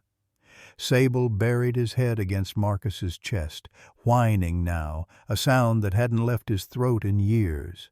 The others followed Pharaoh, Luma one by one, crowding around the man like gravity had pulled them back to a forgotten sun. Marcus dropped his head into the thick fur at Sable's neck, shoulders trembling. Not a single word at first, just the shudder of breath and the way his fingers clawed through the matted coat like he was trying to apologize with his skin. "I thought," he finally choked. "I thought they destroyed you." He looked up, eyes glazed with tears. He met Ava's gaze across the room, and then Noah's. "You found them?" Ava nodded, her voice barely holding together. "No, they found us." The dogs continued to press around Marcus, nuzzling, licking, pawing gently like children reunited with a parent, thought gone forever. It was unspoken, ancient, this communion. a reunion that carried more meaning than language could ever carry. Marcus looked around the room then, at the rusted kennels and collapsed training dummies and the wall where the plaque of names once hung. He touched the chipped concrete near one door frame, brushing away dirt. "I trained them here," he murmured. "This was ours. And then one day, they shut the program down, told me to walk away. I tried to fight it." His voice cracked again. "They said the dogs were being repurposed." Ava's eyes darkened. "They weren't." Marcus nodded, jaw clenched. "No, they were left here, like equipment." Sable rested his paw gently on Marcus's knee. No anger, no blame, just presence. And that simple act broke him. He wept openly now, not in shame, but in release. For the years of silence, for the guilt, for the loyalty he thought had been betrayed, but had only been waiting. "I came back for them," he said, "years ago. But it was empty. They were gone. Or at least, I thought they were." Ava walked forward slowly, Noah beside her. "They didn't leave. Not really. They stayed, waiting, watching. I think they knew someday someone would come back." Marcus looked at her, blinking slowly. "You? Who are you?" "Just a mom. Looking for my son," she answered. "They saved him." Marcus turned to the dogs again, each one now circling in silent gratitude, their bodies pressed close. His hand lingered on Sable's neck. "You're still alive," he whispered. "Still you." And then in the cold stillness of the abandoned building, something shifted, not just the reunion, but a reawakening. The kind that only happens when the past doesn't return as a ghost, but as a promise to be fulfilled. The fire in the portable lantern flickered softly across rusted metal and peeling walls, casting long shadows of the dogs curled nearby. The night outside had gone still, no wind, no rustle, as if the world itself had paused to listen. Marcus sat on the cold concrete floor, back against the wall of the old main office. Sable lay beside him, head resting against his thigh. His fingers moved slowly through the thick fur, mechanical, like they were retracing muscle memory that had never truly left. Noah sat close to Ava, knees drawn to his chest. He watched Marcus with the wide-eyed silence of someone too young to fully understand, but too sensitive not to feel. Ava crouched across from him. "What happened?" she asked gently. Marcus stared at the floor for a long moment before answering. "They told me we had one more week," he said, voice low, worn thin by time. "One more week to say goodbye, to make arrangements. That's what they promised." His hand paused on Sable's neck, but when I came back the next day, the gates were padlocked, signs gone, records erased. Ava frowned. "Erased?" He nodded, bitterness creeping into his tone, not anger, but something deeper, defeat that had marinated into sorrow. "They said the dogs were transferred to a sister unit. Except there was no transfer paperwork, no tracking, just disappearance." Sable shifted, letting out a quiet breath. "I called every agency I knew, filed inquiries, wrote letters. The people who trained alongside me, most of them, were either reassigned or told not to get involved." His jaw tightened. It was like they were trying to bury the whole program, wipe the slate clean. Noah looked to his mother, confused. "But why?" Marcus didn't answer right away. Instead, he reached into the inside pocket of his jacket and pulled out a folded, faded photograph creases worn to the point of tearing. He passed it to Ava. In the dim lantern light, she could make out 5 dogs lined up in front of this very building, lean and proud, ears tall. Beside them, 5 handlers in uniform. One of them, a younger Marcus, stood beside Sable. "They weren't just units," Marcus said, eyes fixed on the past. "They were our partners, our family." His voice cracked then, and he pressed his fist to his mouth. "I kept coming back, for weeks, months, but the place stayed empty. I searched shelters, made calls, chased rumors. Eventually," he swallowed hard, "I stopped." Sable lifted his head slightly, ears twitching. He looked at Marcus not with judgment-only presence, quiet, patient, unchanged. Marcus couldn't look back at him. "I gave up before they did," he whispered, "and I don't think I'll ever forgive myself for that." A long silence fell. Ava placed a hand on his arm. "You didn't walk away. You were shut out." "Still," he murmured, "I should have known. I should have kept looking." His voice turned gravel soft. "They waited, for years, in the cold, in the dark. Not one of them left, not even when survival said they should." Noah's voice broke the silence, small and steady. "Because they remembered." Marcus looked at the boy. Something in his eyes softened. "They remembered us," Noah added. The guilt in Marcus's chest didn't dissolve, but it shifted. Sable nudged his leg gently, then laid his head back down with a sigh that sounded almost content. "I never got to say goodbye," Marcus said quietly. Ava reached out and placed the photograph on the floor beside Sable. "Maybe you weren't meant to," she said. "Maybe you were meant to come back to finish what was never done." Outside, the wind stirred again, whispering through the broken window frames, stirring the dust of things long buried but not forgotten. And in that moment, the ruins felt just a little less empty. The fire had burned low, casting the old training room in amber shadows. Noah was fast asleep now, curled in Ava's lap, one hand still resting in Sable's fur. The dogs had settled in a half-circle around them, silent sentinels, breathing slow and steady, but never fully asleep. Ava's voice broke the hush, soft, measured. "Why didn't they leave?" She didn't ask it as a challenge, more like a wound she didn't know how to close. Marcus sat near the far wall, arms resting loosely over his knees. He didn't look up right away. His gaze remained on the dogs, on Sable in particular, whose ears twitched as if catching some memory on the wind. "They could have found a pack," Ava continued. "A new place, a new life."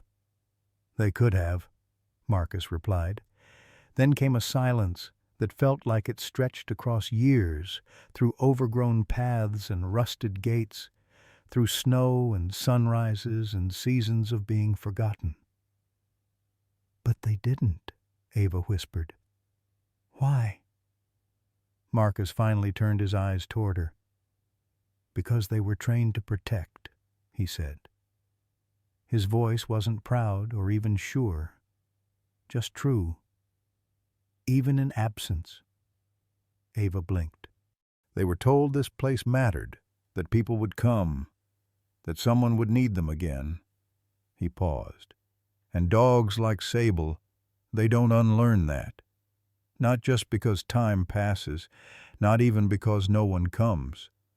His hand gestured lightly toward the open doorway, where wind whistled through a frame that had once held glass and orders and the buzz of life. "They waited," he continued, "because waiting was the job. Loyalty wasn't something we taught them. It was something they gave. Freely. completely. Ava felt something shift in her chest. Not pain exactly, but a deep ache. A kind of awe that pressed against her ribs. Sable sat upright now, as if summoned by memory. The moonlight caught in his eyes, reflecting something ancient, something more human than it had any right to be. Ava placed her hand gently on his back. And they remembered all this time? Marcus gave a slow nod. Dogs don't count years.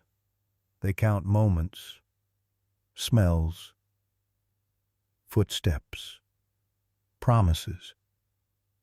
He glanced at the dusty floor beneath them. We forgot, but they never did. Ava swallowed hard. She looked around at the other dogs, each one resting in a spot that seemed familiar, as if they had chosen places based on where their handlers once stood, where commands were whispered, where bonds were built. They hoped, she said quietly. Marcus didn't reply. He didn't need to. The silence that followed wasn't empty. It was full with memory, with meaning, with the unbearable grace of creatures who loved too deeply to walk away. Sable leaned into Ava's touch, just a little. And in that smallest gesture, she felt the weight of everything they'd carried all these years, all this time, for people who never came back, until now. The wind had picked up outside, brushing leaves against broken walls like a quiet reminder that the night would not wait forever. Inside, the air held a stillness too full to be silent, one thick with things finally said, and things still aching to be. Marcus stood slowly. The firelight cast long shadows behind him, but his voice was steady when he spoke. "There's land," he said. "A few acres upstate. Used to be my brother's before he passed. Fenced, open fields, quiet. It's not much, but it's safe." Ava looked up, uncertainty flickering behind her eyes. She glanced at Noah, who was now wide awake again, silent but alert, his hand still resting on Sable like it had found something sacred and wouldn't let go. Marcus took a step closer, gesturing softly toward the dogs. "They don't have to stay ghosts in this place," he said. "We could give them more than what's left here. Not just shelter, but something to belong to again." Ava didn't speak. She turned toward the crumbling doorway where vines coiled through broken stone. The weight of everything, their story, her fear, this impossible journey seemed to rest on the curve of her shoulders. And then Noah looked up at her. His voice was small, but clear. "Can we help them?" Ava turned back, eyes locking onto his. It was the first time he'd asked anything, not for himself, not for safety, but for them. Sable's ears perked. Marcus smiled. Just barely. "I could use a hand building the kennels again," he said. "And someone to ride shotgun." Noah nodded solemnly, as if it were already decided. Ava stared at them both, her son and the man who had once trained ghosts to serve the living. She looked around the room one more time. Rusted crates, empty hooks, paw prints etched faintly into dust like whispers left behind. They had waited, and now someone had come back. She reached for Noah's hand. "Okay," she whispered. "Let's bring them home." Outside, the dogs rose in near unison, silent, as if understanding had passed through them in something deeper than words. And for the first time in a long time, they began walking, not away, but toward something. The first light of morning crept gently through the trees, brushing gold across the broken roof lines of the abandoned canine facility. Dew clung to every surface, old metal, cracked stone, the curled edge of a forgotten training poster fluttering in the breeze. For a place once built on command and cadence, there was only stillness now, reverent, final. Ava stood by the truck's open bed, her hands steady as she laid down folded blankets, one for each dog. She worked quietly, carefully, as if she were setting places at a table for guests who deserved far more than what was left. Noah helped too, silent but intent, brushing pine needles from the edges and patting each corner flat. He didn't speak, but his gaze flicked often toward the station behind them, like a boy saying goodbye with every glance. The dogs approached one by one. No resistance, no tension. They moved with something close to grace, as if they had been waiting not for a command, but a moment, a truth they could feel. They leapt into the truck bed softly, with practiced ease, like they remembered the rhythm of loading up before patrols, the weight of duty on their backs, the scent of loyalty in the air. Sable was last. He paused by the door, ears pricked, eyes scanning the crumbling walls one final time. His body faced forward, but his head turned, gazing into the heart of the structure that had been home, prison, memory. And then he stepped up. Noah reached out, placing a hand on Sable's side as the dog settled in beside him. Marcus closed the tailgate, eyes red-rimmed but clear. Ava looked back once more. The station stood like a husk in the morning sun-faded insignia, vines crawling over the lettering, shadows still clinging to the edges. But somehow it no longer felt haunted, just honest, just what it was, a chapter, not a curse. As the truck rolled forward, tires crunching on old gravel, no one spoke. They didn't need to. Behind them, the place that once trained guardians disappeared into the trees, and ahead, the road curved quietly toward something new. The highway stretched out like a ribbon of dust and morning light, winding through pines that shimmered in the breeze. Somewhere behind them, the ghosts of a forgotten station stood still. But in the rearview mirror, Ava no longer looked back. She focused on the road ahead. The cab was quiet. Just the low hum of the engine, the occasional chirp of summer birds, and the gentle rise and fall of breath. Noah sat in the back seat, chin resting on the window's edge, arms curled tight around his knees. His eyes tracked the old truck ahead, Marcus's truck, where the dogs rode, heads lifted into the breeze, ears alert, tails still. Sable sat nearest the back, his silhouette strong, unmoving, like a statue carved from memory. Noah watched him for a long time, and then, softly, "Do you think they know they're going home?" Ava glanced at her son in the mirror. There was something in his voice, not just curiosity, but hope. That fragile kind of hope that only children and soldiers know. The kind that's been bruised before, but still rises. She didn't answer right away. The road turned.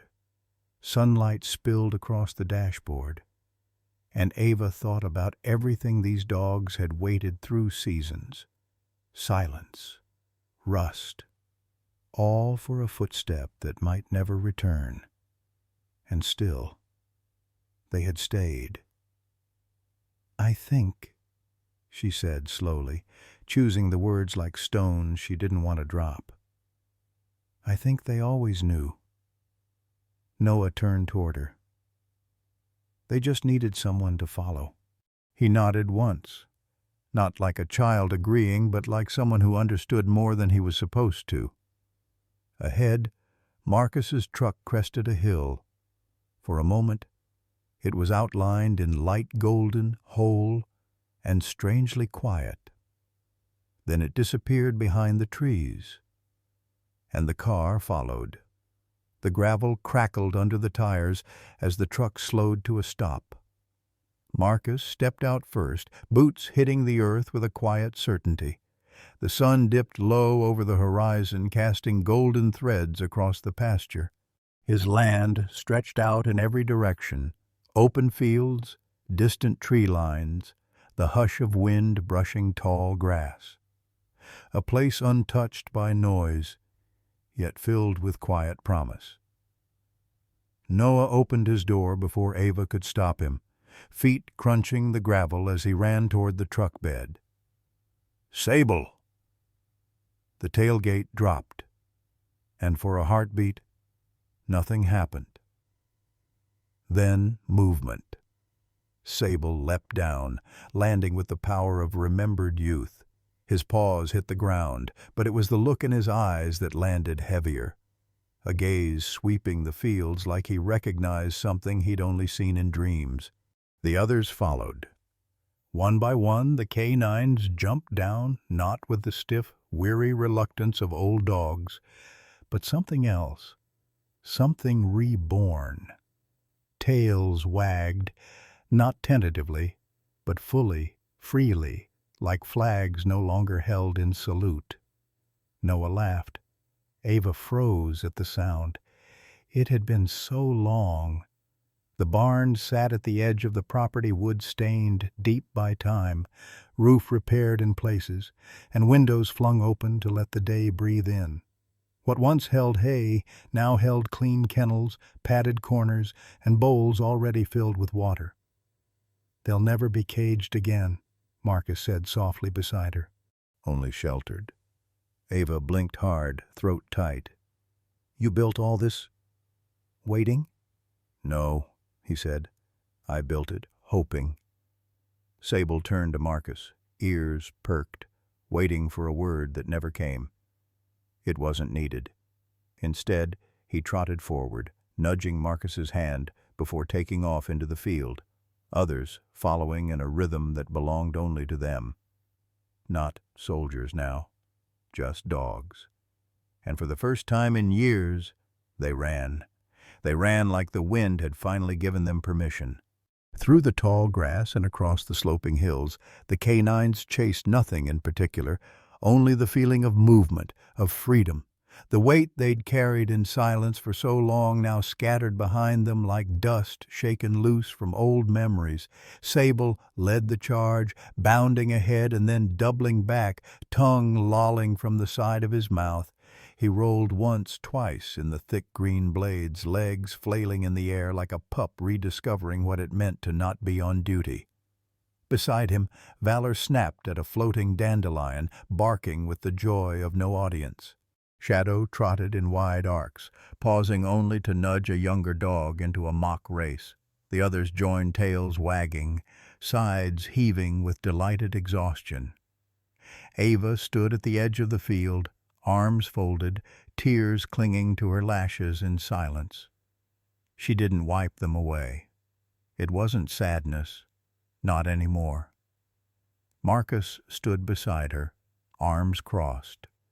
But his face wasn't hard. His lips parted slightly, eyes soft in a way she hadn't yet seen, like something deep within him had finally unclenched. "They're just playing," Ava whispered, almost not trusting the words. "They're remembering," Marcus said. "What it's like to be dogs. Before the commands, before the missions, before the forgetting." Ava let the stillness of the moment fill her chest, and somewhere beneath her ribs, something let go. Something she didn't know she'd been holding. A bark rang out. Noah had joined them, laughing, spinning in circles with Sable chasing his shadow. The boy tumbled to the grass and Sable flopped beside him, muzzle pressed to Noah's shoulder like he'd claimed him completely and forever. "They chose to stay all those years," Ava murmured, voice catching. "And now?" "Now," Marcus said, "they choose to live." The sun had started its slow descent, brushing the sky with strokes of gold and lavender.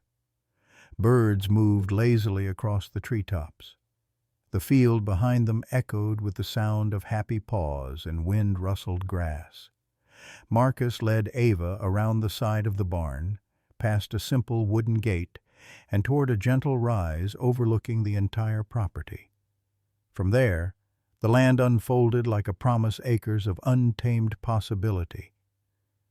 "I used to stand here," Marcus said quietly, "and imagine what it could be." Ava looked at him, his silhouette softened by the fading light. The man who had once been a handler, who had once lost everything that mattered in the name of red tape and silence, now stood beside her holding on to a dream that refused to die.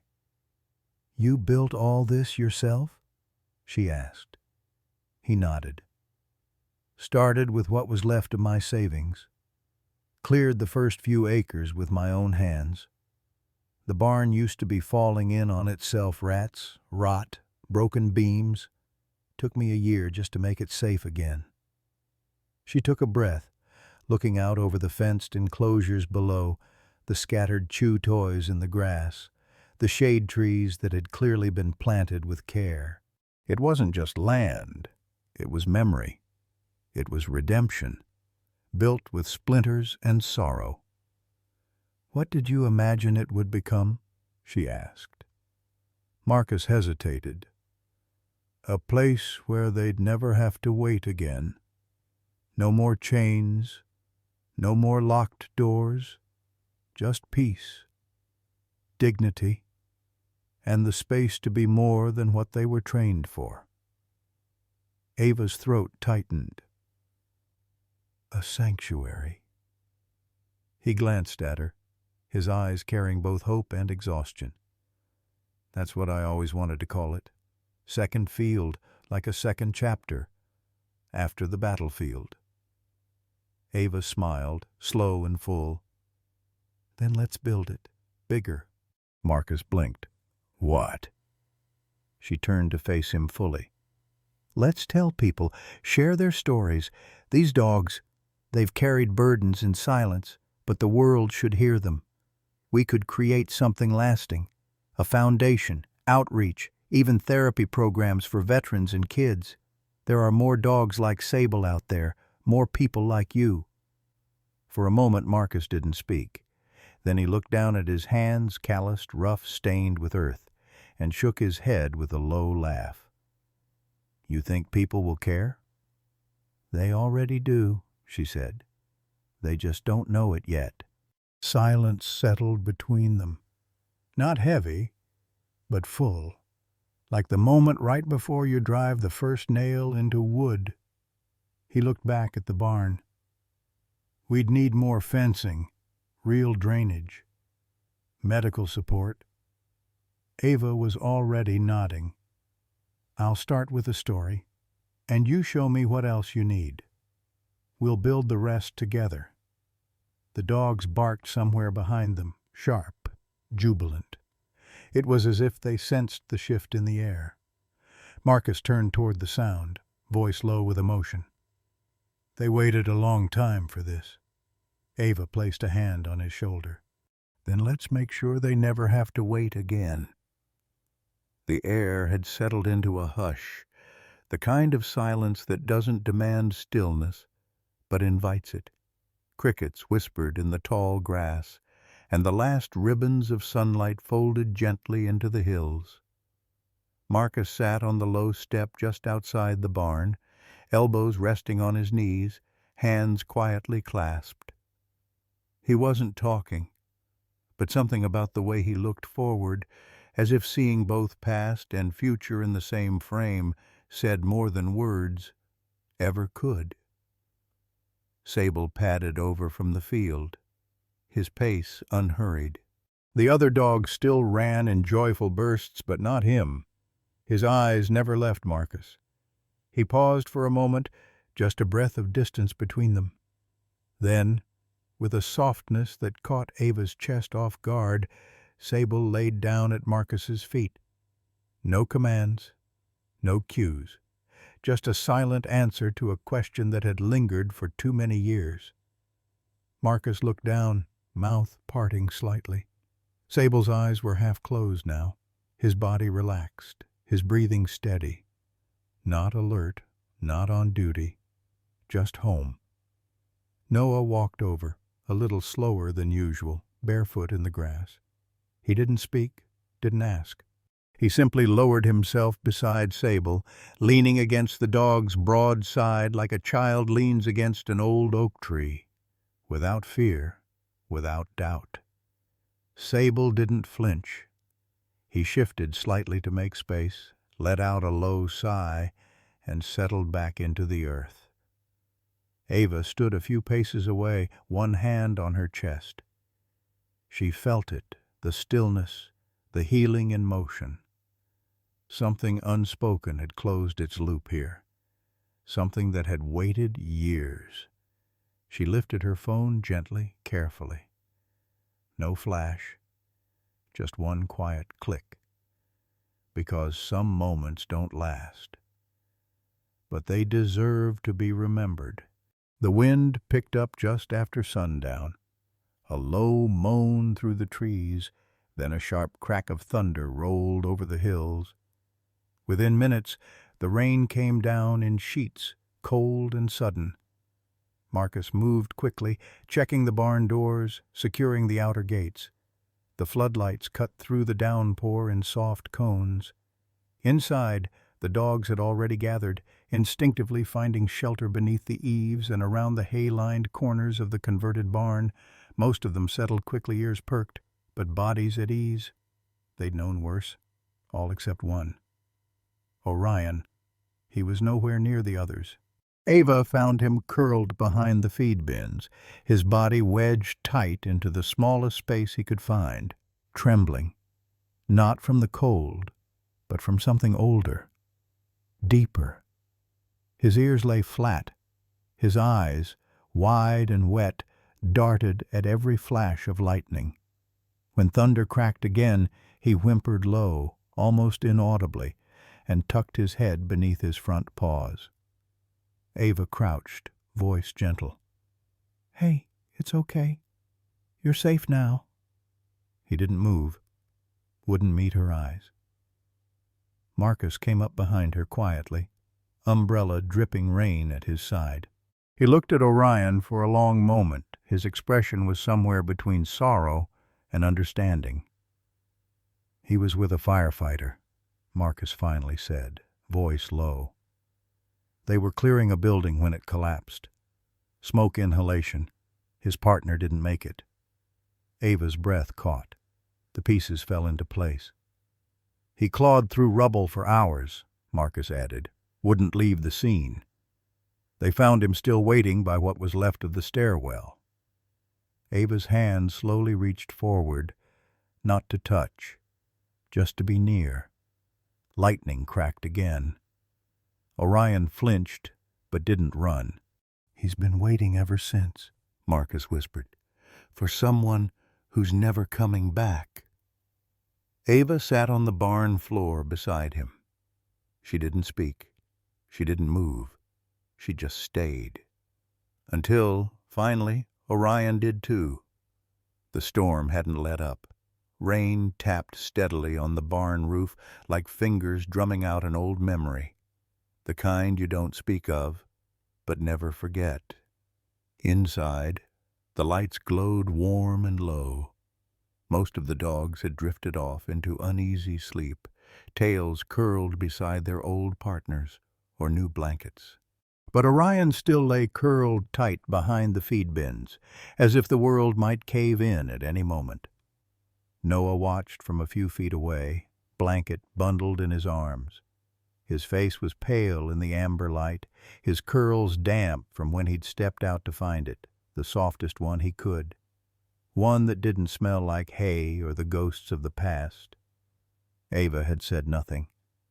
She just watched as Noah moved slowly, barefoot on the barn floor, the way someone might approach a broken-winged bird. He knelt beside Orion, who didn't growl, didn't flinch, just opened one eye, then the other, and held them on the boy. Noah didn't speak. He didn't have to. With careful fingers, he draped the blanket across Orion's back, tucking it gently near his shoulders, then sitting down and leaning his side lightly against the dog's frame, not touching too much, just enough. The tension in Orion's body didn't disappear all at once, but it softened. The trembling stilled. His breath began to slow, chest rising with rhythm again. And Noah exhaled. Ava turned away, brushing a hand over her eyes. Marcus had been standing in the doorway, watching from the shadows. He took a step forward now, quietly, his boots making the faintest creak on the wooden floor. He stopped beside Ava, his gaze fixed on the boy and the dog, huddled together in silence, the former trauma of war and the quiet echo of childhood lost. "They get it," he said softly. "Somehow. They always do." Ava nodded, voice tight. Two souls that don't have the words, but still understand. Marcus looked down, his voice lower now. "That's what people never quite grasp. These dogs. They carry grief like we do. They feel it in muscle memory, in places too deep to name. And sometimes," he thought, "it took a child to teach them it's safe to feel again." Orion stirred. Then, slowly, impossibly, he let out a low sigh, almost a groan, and rested his head gently in Noah's lap. Noah didn't move. He just looked down at the dog with wide, dark eyes, his small hand resting tentatively on Orion's fur. A boy who had lost the safety of bedtime lullabies, and a dog who had lost the voice he was trained to obey. Now, side by side, they made a different kind of silence, one that didn't echo with absence, but possibility. Morning came soft. The kind of morning that doesn't announce itself with sunlight, but with silence. The kind that follows a storm and fills in the cracks it left behind. A faint mist hung over the fields, rising in slow curls off the wet earth like breath from a resting giant. Ava stood by the open barn door, hands wrapped around a chipped blue mug, steam curling against her face. The coffee was strong and bitter, the way Marcus liked it, though she'd made it for herself. Something about it grounded her, reminded her she was still here, still real. Inside the barn, Marcus sat on an overturned crate, elbows resting on his knees, boots muddy from walking the perimeter at dawn.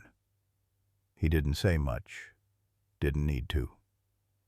Around him, the dogs stirred with the kind of calm rarely seen in former canines. They weren't tense, weren't watching for commands.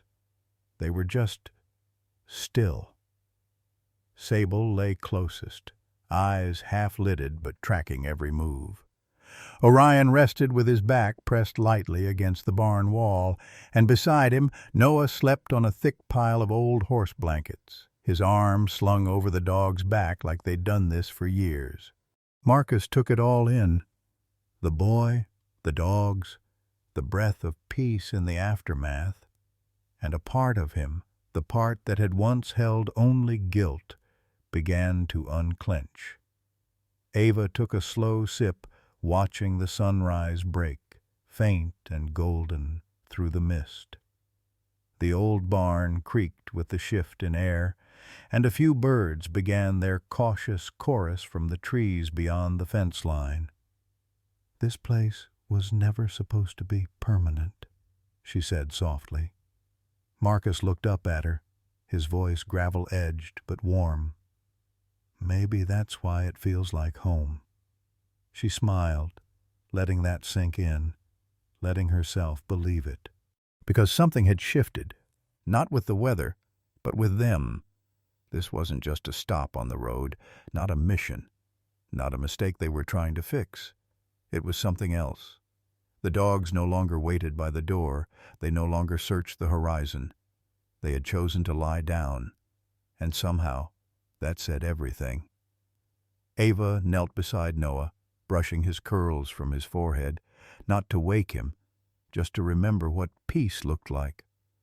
For the first time in weeks, the lines in her face softened. She looked back at Marcus. "What now?" she asked. He looked around the barn, the faded red beams, the patchwork kennels, the quiet trust echoing in every corner. "Now," he said, "we build something that lasts." The envelope was plain just government white, with a smudged postmark and a corner folded from the journey. It didn't look like much, but Marcus held it like it might burn through his hands. He opened it slowly, eyes scanning the words with a hesitancy Ava had never seen in him. Outside, the dogs barked at something fleeting, just the wind brushing a low branch. Sable gave one warning woof, then settled again. Noah sat cross-legged by the barn, drawing in the dirt with a stick. The world was still enough to feel like it might hold its breath with them. Marcus exhaled, then looked up at Ava. "They approved it," he said softly. "All of them.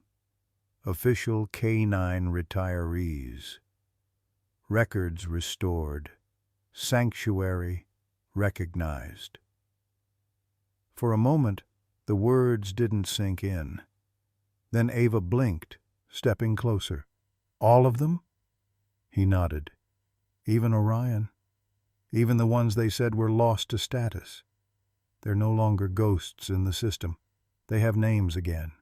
The paper in his hands was thin, government issue, signed with some digital scrawl. But to Marcus it weighed more than any commendation he'd ever received. It was acknowledgment. It was redemption. It was a promise kept, far too late, but kept nonetheless. Ava crouched beside the workbench and unzipped her canvas bag. She pulled out a battered notebook, edges soft from use, and a pen tucked into the spine. She opened to a page marked with Sable's name. "I want to get it all down," she said. "The training, the stories, the things people forgot.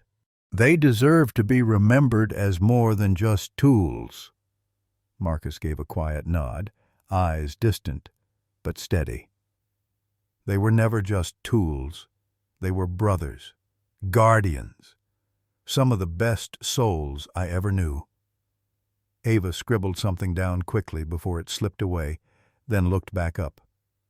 "I'll write each story, one by one, and when we're done, the world will know what they gave." Noah's voice piped up from the porch. "And what they still give." They both turned. The boy held up a small notebook of his own drawings of dogs, names scrawled in crooked letters. Ava smiled. They were building something. Not just a sanctuary of wood and fence, but of memory, of honor, of voice, for those who had none. The first cars pulled in just after sunrise. No horns, no announcements, just headlights dimming one by one as they rolled to a stop by the fence line. Some brought crates of lumber, others bags of food, some just their hands and the quiet need to be part of something bigger than themselves. Ava stepped outside with a mug of coffee, still steaming in the chill air. She wasn't surprised. Word had spread not through press releases or headlines, but through whispers, stories retold in diners, in church pews, at gas stations, about the dogs who waited, about the man who came back, about what they were building here. By mid-morning, the property had come alive. Tools clanked, laughter bounced across the field. A young man from the feed store was helping repair fencing. A retired firefighter installed new lighting on the barn. Someone hung up wind chimes by the gate. And near the gravel path leading to the barn's entrance, a stone plaque had been placed. Smooth black granite.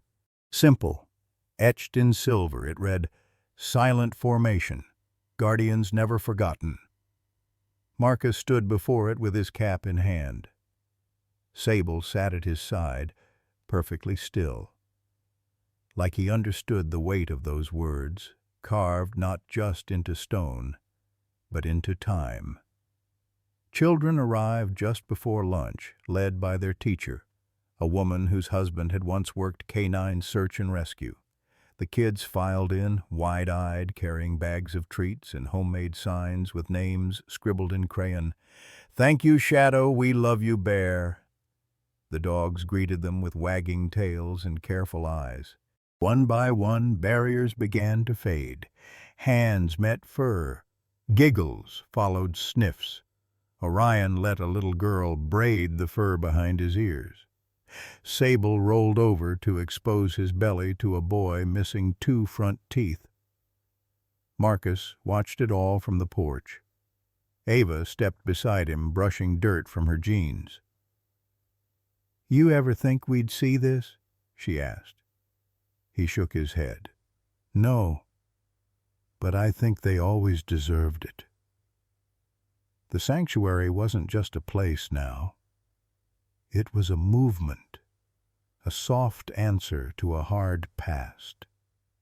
And as the sun broke through a cloud bank overhead, the shadows seemed to retreat just a little more. Not erased, but softened. The golden hour spilled over the hills like honey, warm and forgiving. Noah ran. His laughter echoed through the wide, open field light, unburdened, the kind of sound that only comes from a soul beginning to forget what fear feels like. His arms were outstretched as if he could take flight, and around him the canines gave chase not in urgency, but in joy, not as soldiers but as friends. Bear bounded just behind him, tongue lolling. Luna darted ahead, circling back, playful and wild. Even Orion, still sometimes haunted by smoke and thunder, moved with a freedom that felt like forgiveness. And flanking Noah, steady as the North Star, was Sable. The old shepherd didn't run so much as lope, measured, dignified, a presence more than a blur. He stayed close to Noah's right side, eyes scanning, always aware. The silent sentinel. The anchor. From the porch, Ava watched. Camera in hand, though for once she didn't raise it. Some moments weren't meant to be captured. Some were meant to be felt. Marcus stood beside her, arms crossed, gaze fixed on the boy and the pack that now followed him without question. "They chose him," he said softly. "Just like that." Ava nodded. "Because he didn't ask them to be anything but themselves." The wind lifted through the tall grass, bending it like waves. In the distance, the barn stood like a lighthouse, paint peeling, yes, but proud. And from its rafters, a wind chime danced, its soft song riding the evening air. Ava's voice came like a breath, a whisper laced with something older than memory. They were never lost, just waiting for the right person to come home. And in that field, as dusk draped itself over the land, a boy and his team ran not toward anything but simply, finally, free. In a world that often forgets its quiet heroes, stories like this remind us that loyalty doesn't fade, it waits. These retired canines, once trained to serve and protect, found new purpose, not through orders or missions, but through love, patience, and second chances. Their journey is more than a return to safety, it's a return to trust, to joy, to being seen as more than tools of duty. At the heart of it all is the unspoken bond between humans and animals, especially the German shepherd, whose heart beats with courage, instinct, and silent devotion. Through Noah's laughter, Ava's compassion, and Marcus's redemption, we see a truth that can't be taught in any manual.